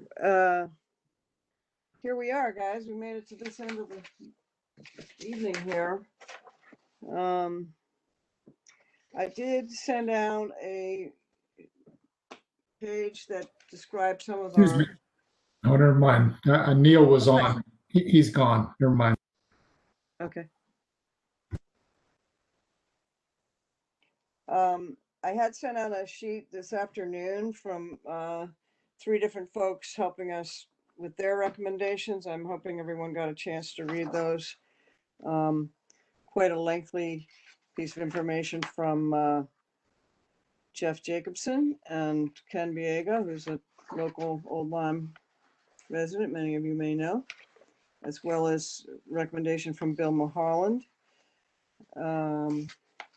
And I'm just wondering if we can open this up to a little discussion from you guys and see what people are thinking from these presentations, because that's the point here, is to help you understand what these folks bring to the table. Remember to unmute yourself when you have something to say. I was a little surprised. I thought I would come out thinking BSC was a lightweight, but I actually thought, given our, I guess I'd say our short-term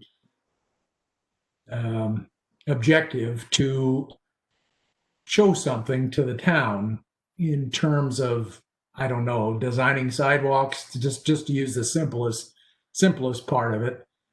They seemed, kind of directed that way. I won't speak about Robert Orr, but Newman looked like they were going to end up at the end of the contract with just I don't know what I'd say, an outline that from there, then we would get to figuring out whether sidewalks will go underneath the bridge and that kind of stuff. So I came away a little different than the recommendations. So I'll let other people speak. Well, I tend to agree with you. I felt the same way. Can you hear me? Yep. Oh, good. Okay. Because I felt exactly as you said. I think the BSC guys were our kind of people for what we want to do. And that's right away I felt that way. And I think their connections with the DOT are pretty good. And also they mentioned people like Rivercog, who I'm familiar with because they used to come to these committee meetings often. This was several years ago. So I think the whole concept they have, in my opinion, is really the best thing for us in Old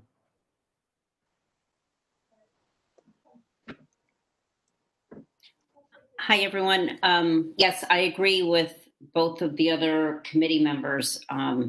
I had gotten some information, and I did read, Edie, what you had forwarded us on the recommendations from the other contractors. And Keith knows all 3 of these companies, so I did ask him for his recommendation. And he was, he initially said he thought Newman would be a good fit, and I think Ken Biegas thought the same thing too. But in hearing all 3, I agree. I think the first group seemed to be more relevant. The other 2, I thought Newman was way too much, way too big, or Keith said they discharged him from a project at Miss Porter's. So that's the scoop on them. But I felt like Newman was just way too much, and I think it was going to be way too expensive. So I definitely thought that the first group did the best for the needs. Okay, thank you.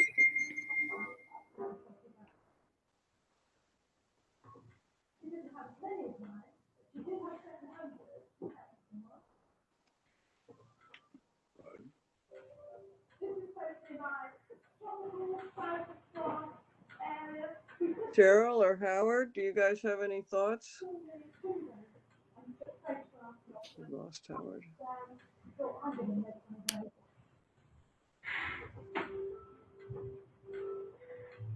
I thought the presentations were very good. I appreciated Edie's question to the first group about zoning. So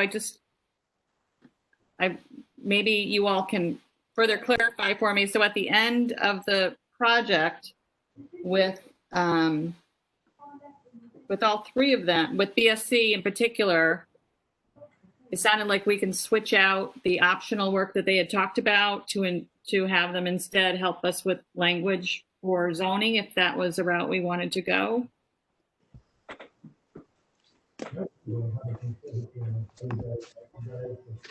I think they said something to that effect, although when I looked at a document they gave us quite a while ago about future costs, I was seeing that their rezoning and guidelines assistance was another $30,000. So this is where I'm a little worried about some hidden costs in here. And I want to make sure that we get soup to nuts, not just an engineering project, because this is also about the zoning and the design guidelines, to make sure that we have a design or a master plan that considers what the character of Old Lyme is and what we want to make sure is feasible for that zone of the village district. So yes, I guess they are saying they can add that in as a separate line item and swap it out for something else. But I guess the question is, maybe we would want to get them a little tighter into what their rezoning and guidelines would cost. That sound fair to you guys?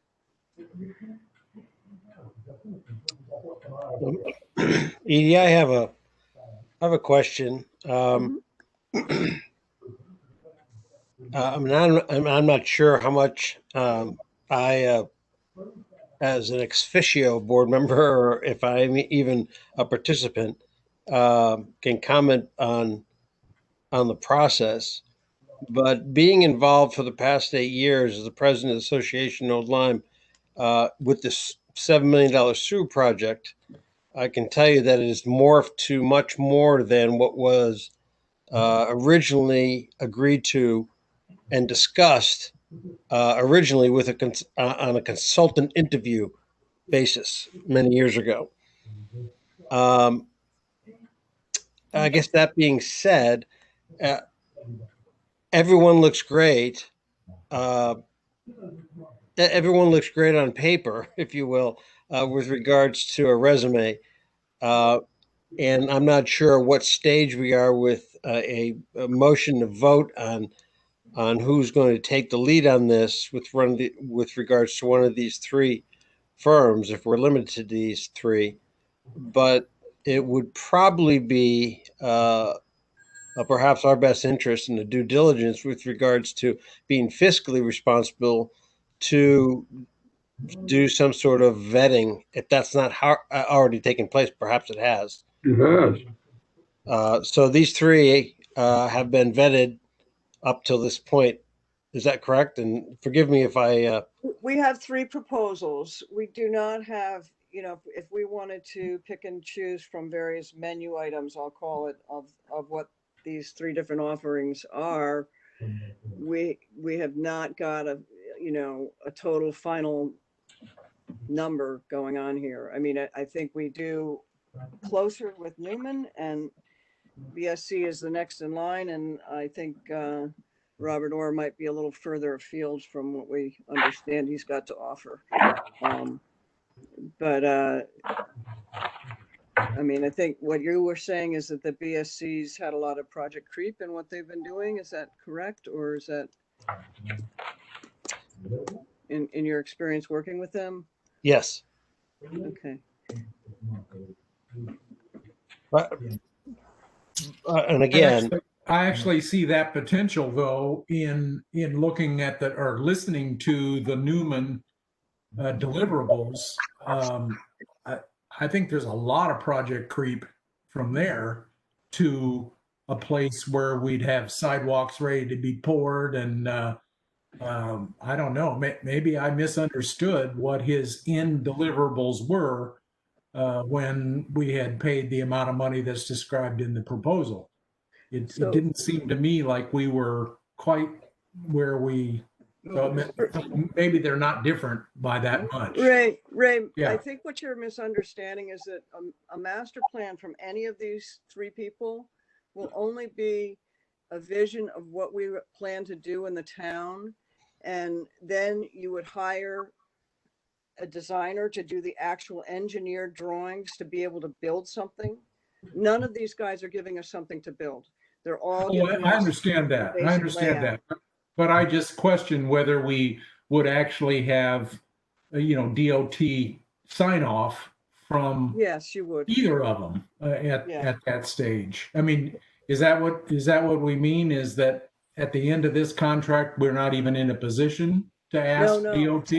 No, I think at the end of the contract, you have conversations have happened with the DOT in order to get to your preliminary design stage where you you can do what you can do, and the things you can't do, that too. That's the point of having the preliminary understanding of this. So Edie, in your mind, are the two of them kind of equal, the BSC and in terms of just that part of it? Yeah, they're equal in terms of being able to be in connection with the DOT. Yes. Okay. All right. Well, that's an important aspect. That's a key piece to any of this master plan. Oh, yeah. Well, I think on the zoning piece that we talked about just a few minutes ago, I mean, I've had a couple of the zoning subcommittee meetings and, we don't have any deliverables on that, but because of the helpfulness, let's say, of the zoning and planning groups, I don't foresee that it's certainly not worth 30 grand, the kind of assistance that BSC is talking about. But when you look on the Newman proposal, they only allocate $5,500 for putting together what is kind of a checklist. Right. So I think we're not in good shape. We hadn't even started on the process really of setting forth a zoning proposal, but it doesn't seem like an onerous task to me. I think what I've been talking with some other folks, especially the people that were helping advise us, and the zoning piece is something that, unless you have a paid professional writing the village district code for this, and I believe most of the zoning folks here are all volunteers, and it's, who has the time to actually write all of that? I don't know, maybe Tim or Mary Jo can answer that question, whether zoning has someone on staff that would be able to write a new district zone. No. No. So that's why if you contract that out, you're able to get a good tight zoning proposal that all the wording and the definitions and the design guidelines into one package that you then hand to zoning and they finish putting it together. But yeah, and I agree with that, Edie, and I don't believe that a consulting firm is going to really materially turn that around to a zoning committee ready to have an opinion. It will, I think, the process will be going to an engineer first. Right. Edie? Yep. I might say that the COG we do have with the COG the ability to obtain certain services, some of which are covered with part of our dues. So it might be that they could help us with some zoning language, or at least put us in the right direction. But I remember when Linda Krause was involved, they would help us with planning issues and zoning issues and so forth. So they might be a resource to help us with that zoning piece. But I'd also like to make the comment that BSC was very emphatic to say that it was a lump sum contract of $29,000 for tests 1 through 3. And I think Mary Jo would back me up on Hartford Avenue. They are in for a $40,000 fee, and they have worked a lot and done some special appointments on Saturdays and so forth. And I don't think they're going to ding us for more than that same $40,000 engineering fee. So I think that's worthy of note. Yes, I tend to agree. I thought they were very firm on their pricing. And, to me, we can discuss zoning if we want to, but right now we want somebody to get us a master plan so we can show something visible to the community. And, zoning is a whole nother story. And to me, it's not on the high top burner. This is Mary Jo. I would agree with Tim regarding the fee that BSC charges for their flat fee. Thank you.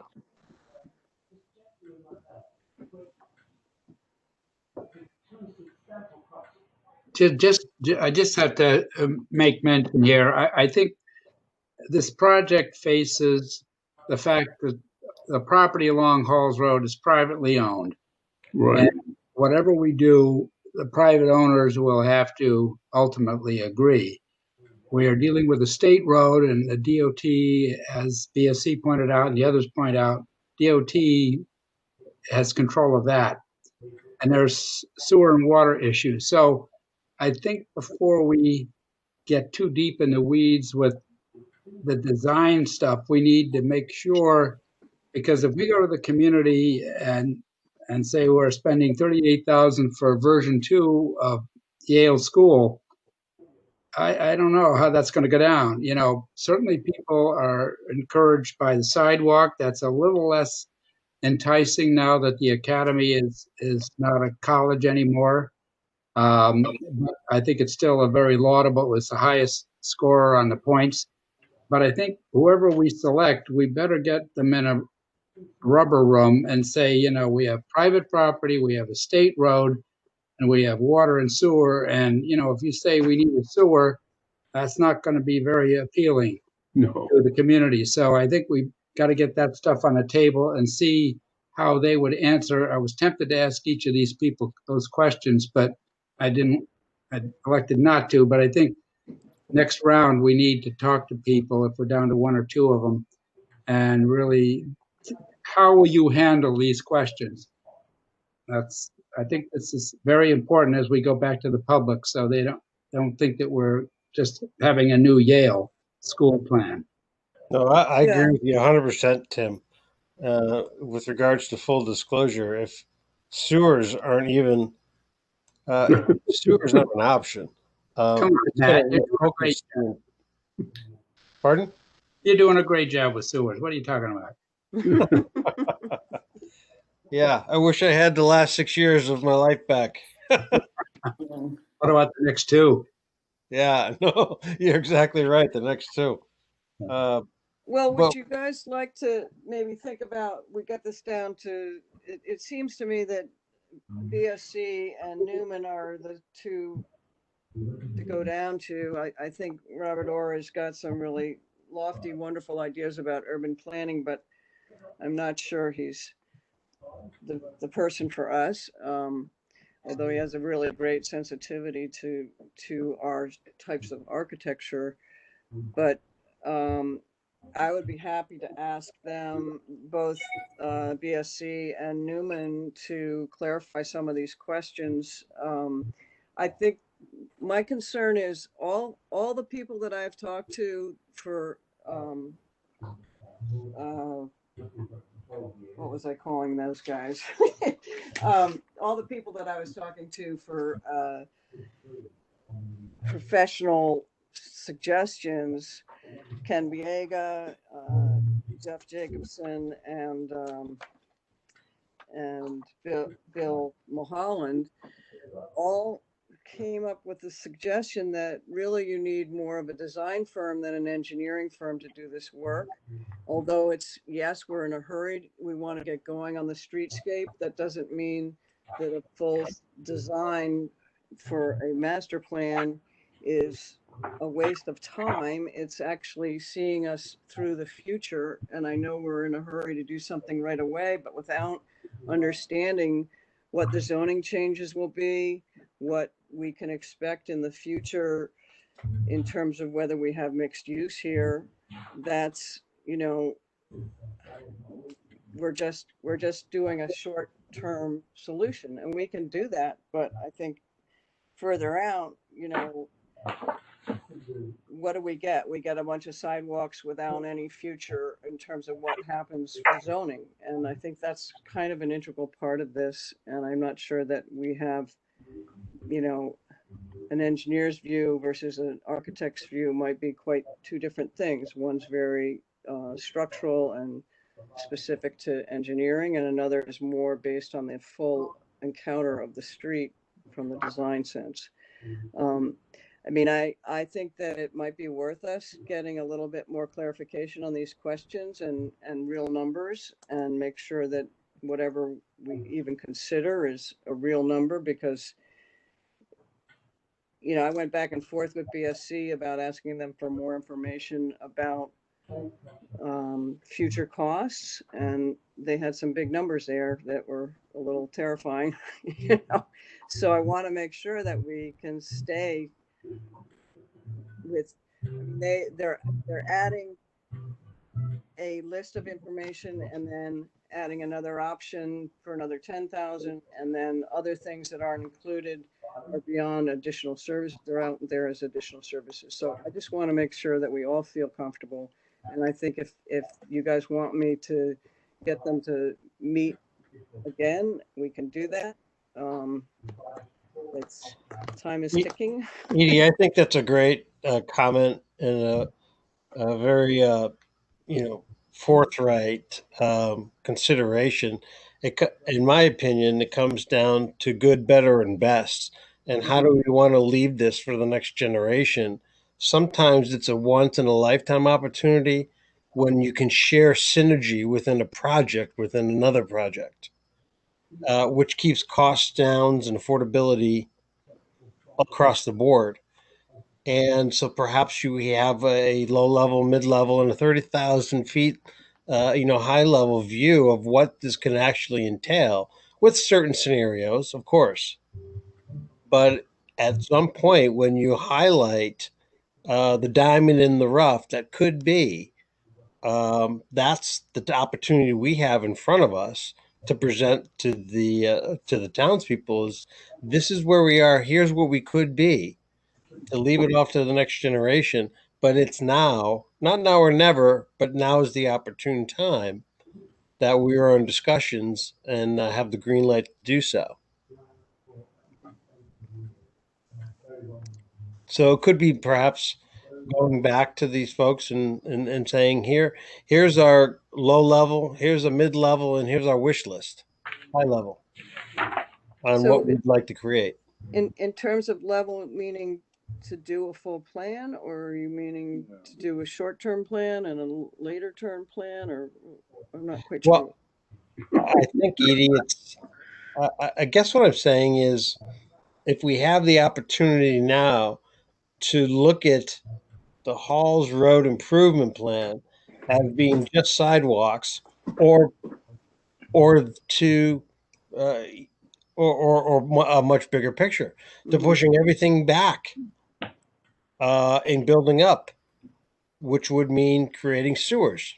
Oh, please. That's a whole huge infrastructure. Well, but if we have a design firm working on it, plug in the numbers to give us 3 different or 4 different scenarios. if we, in other words, if we have one scenario, it's either favorable or not favorable. If we have several, usually one is chosen.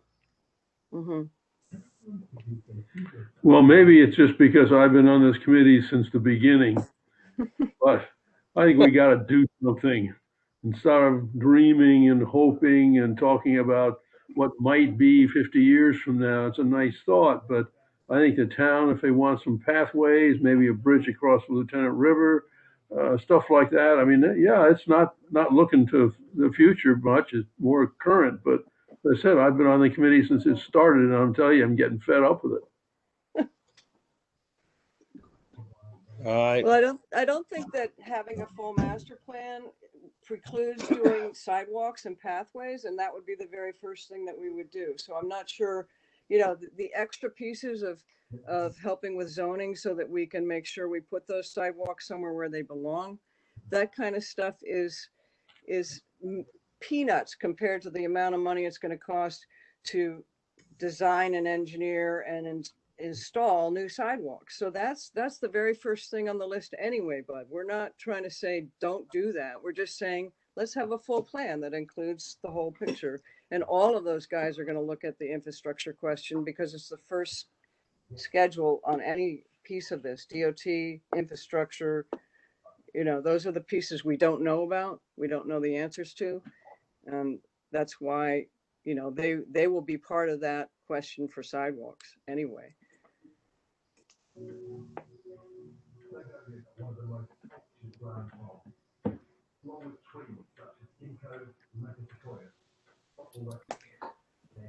So why don't I go back to these guys, ask them for a little bit more clarification, and if I can send stuff out to people and get some feedback from you guys, that might be more productive than.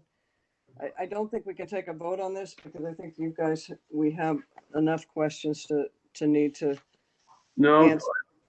did I miss something? I thought pretty much most people that commented thought BSC was at least the leader in the clubhouse, if nothing else. So I agree. I think you're wasting time with Newman. They're way too big. They're just, it's all eye candy. I think But they're the only ones interested in planning. if you're going to call somebody else back in, I would say to clarify, just do BSC. That's my opinion anyways. I think the other group, Newman, is just, it's, you know, it's all show. They're using all the buzzwords. It's you know, it was a big sales pitch. perfect.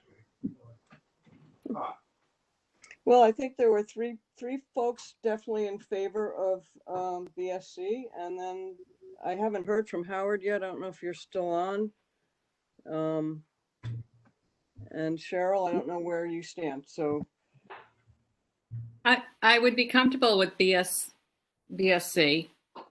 I mean, and as we said, we need clarification, and you know, the process needs to continue with the Board of Selectmen and the Board of Finance agreeing to the money.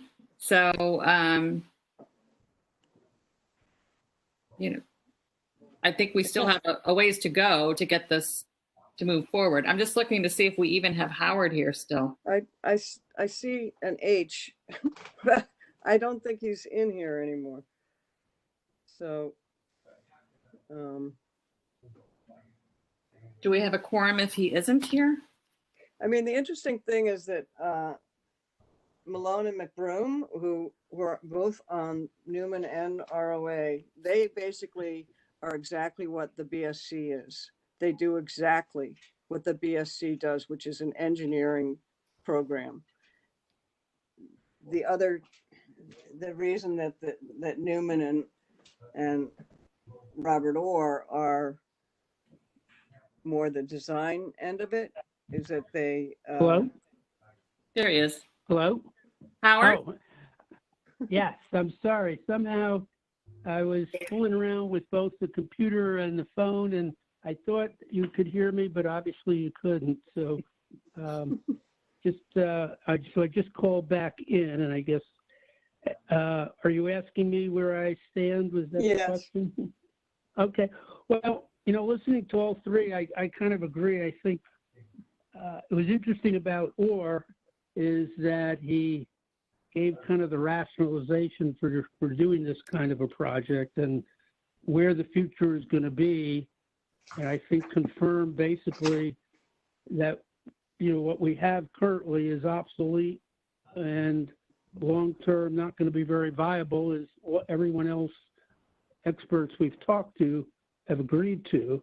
And I think, if on a long-term basis, if you don't address that, then it's going to continue to be obsolete. And perhaps the results of the virus are going to make that happen sooner than later.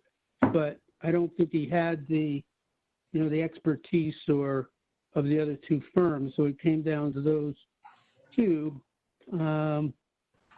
I think BSC gave a very good presentation, and I thought they did a good job. I thought Newman did too. By reputation from what we've seen, heard from the other experts about the two, it seemed that they thought Newman was better, and I agree. We probably want to look at some of those other questions, but the three things that stood out that both of those firms talked about were they kind of reaffirmed this long-term approach. Both of them mentioned that the plan, no matter what you do first, needs to really look toward where we're going to end up potentially. And we heard that too from other people, and also even in dealing with the DOT, which is going to be one of the most challenging pieces of this, that the more you had a full plan, even if you're not implementing it right away, the more likely that's going to occur. So there were three things that both of those firms, I thought, hit the mark on. One, emphasizing long-term plan. Two, helping us with grants. And three, very important, is this whole conversation with DOT. And I thought both BSC and Newman kind of addressed all those. So I would think we want to, maybe narrow it down to those two, and then kind of hone in on some of those questions that people have talked about, and get people on a comfort level, at least getting the answers that people have just raised here.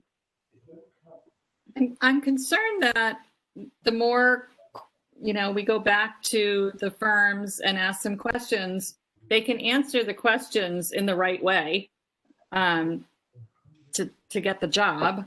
But I have a feeling they're both going to answer our questions in similar ways. I don't know necessarily what. I can't agree more with you. Not be true. Agree 100% with you.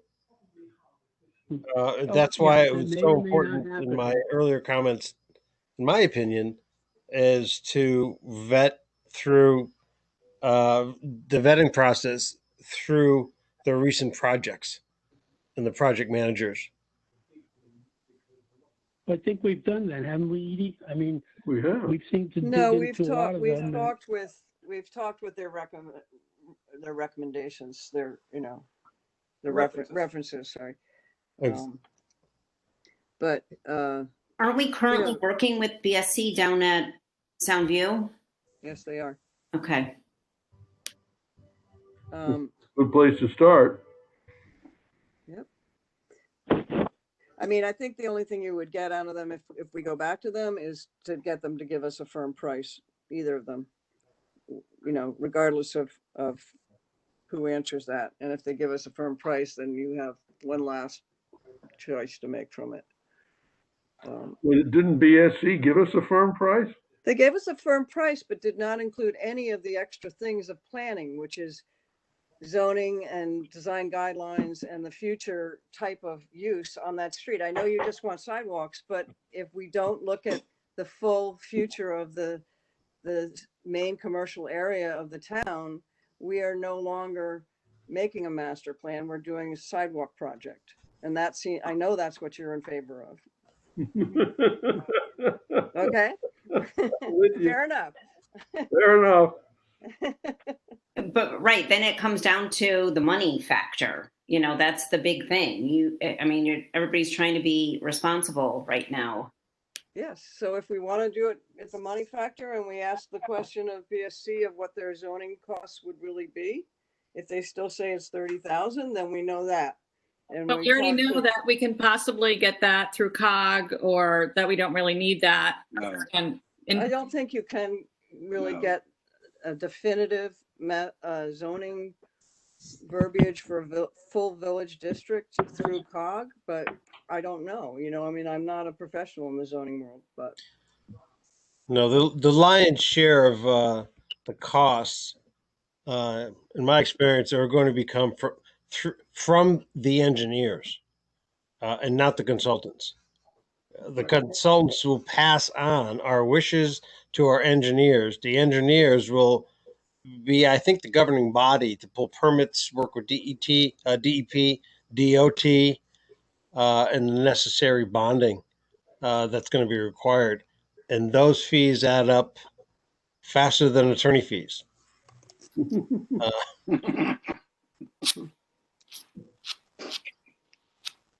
So Matt, you're saying things like design guidelines would come from engineers? Not guidelines. Not guidelines. So zoning, like Anyone can setback really. and massing. Pardon? Or- You're saying more like the setbacks and the massing and the. Oh, absolutely, yeah. Yeah. Anything that's got to be permitted or encompassed in a bid package will have to be signed off by engineers, and that's where the true scope of the money comes into view. It's not the consultant, it's not the middleman. It's absolutely by sure. I mean, and they're booking at $120, $140 an hour. But who's directing these engineers? They're just. We have no choice. The consultant we hire will be retaining engineers. We can't permit otherwise. Working with the engineers, but someone is actually directing what the wishes are of the town, correct? I mean, the engineers just Within decide the what we scope, want. correct, Edie. Within the scope of the quote project, Yeah. whatever that project is defined, that's where the engineers are going to have to do their due diligence and report back to us. And there's a cost. There's a cost. All right. that Engineers helps. are Thank going you. to. The engineers will far outprice any of these any of the money we're talking about tonight. Yeah. Yeah. Okay. Like back for 20. Edie, BSC's handout, which is labeled Future Cost Summary. There was traffic study, utility study, streetscape improvements, phase 1, 2, zoning amendments. Yeah. 422,250,000. How far does the committee think that we're going to go with this? I mean, is it conceivable that the town would be doing close to 3 million beyond this initial money and actually do all this stuff, or is this going to be a piecemeal? I mean, if really the streetscape stuff is 2,250,000 plus 300,000 Yeah. alone. Yeah. I mean, that is something that could be the town's responsibility. Well, and the hope is that we can get grants for this stuff. Yeah, that would be. You know, I mean, we just saw that, what was the thing, Cheryl, that the connectivity grants, the state just okayed $5 million for towns to use, you know, to allot to various towns for connectivity grants, which is what the sidewalk projects are about. I mean, they're not going to cover all 2 million of this, but we might be able to get somewhere close to that if we, you know. Is that 5 million for the whole state?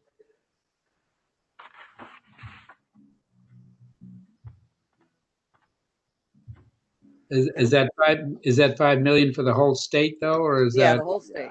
That's the whole Yeah, state. so- That's one of many grants. So I'm Yeah. just, they talked about a lot of different grants. I know that BSC had a whole list in their packet of the different grants that they could go for steep or for connectivity.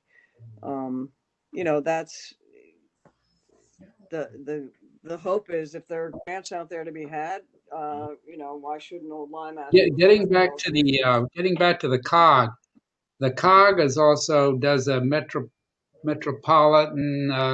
It's a regional through the DOT, and there's a lot of big money through that. So if we had a streetscape, the COG might be very instrumental in helping us line up some serious dollars from DOT and maybe who knows where. Yeah. So that's another reason the COG should be plugged in. Okay. Yep. Well, and I think the whole reason we're trying to get some professionals in on this deal is so they can help steer us in all these directions that we need to be. We certainly don't know how to do this on our own. So we're just the small team here.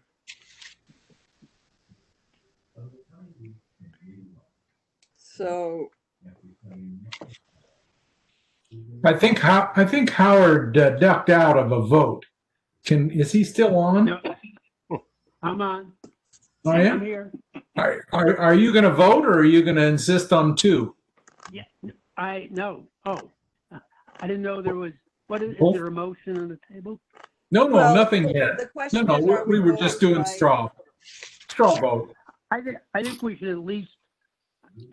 I think we probably can all agree that we could eliminate ore at this point. Wouldn't you say? Yes. Most of us have done that already. I think Howard had signed off and has signed back in, so he may have missed that. He missed some of that. Yeah. No.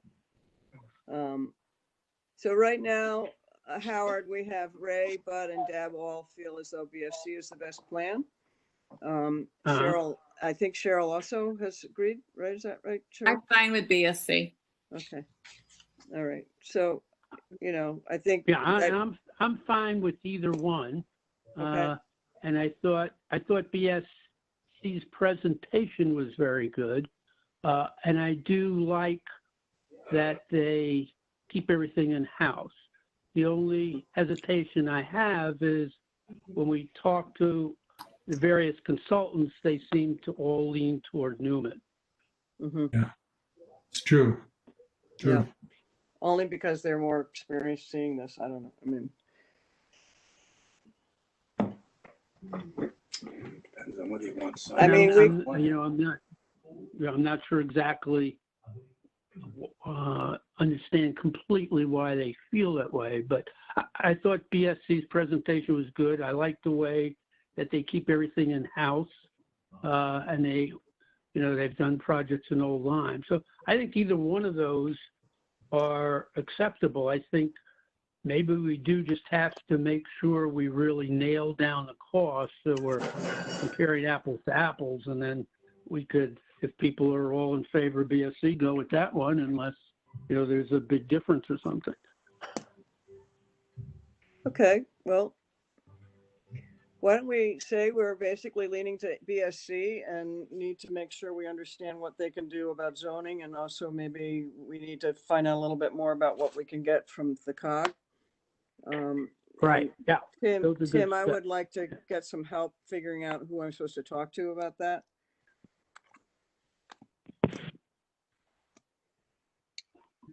Talk to whom? At the COG. I mean, it's right now, Oh. to me, it's a big open question. Sam Gold. Sam Gold is the leader of the COG over there, and I can call him as well if you want to set the stage. I mean, I'm happy to just try and get a hold of him, but Yeah, okay. And where is he headquartered? Or what? they're in Essex. Okay. Right. So as you go into Essex, you come off of Route 9, exit 3, and you just when you go over the railroad tracks, you make a right near the gas station, and then you double back on Dennison Road, and they're right in a building there. Okay. I'll see if I can get his number for you. That'd be great.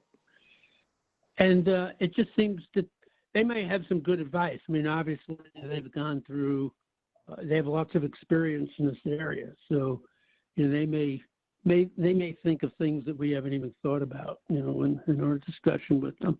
And they may have opinions about the firms too. So I think, yeah, that's a definite resource we want to tap into. Okay.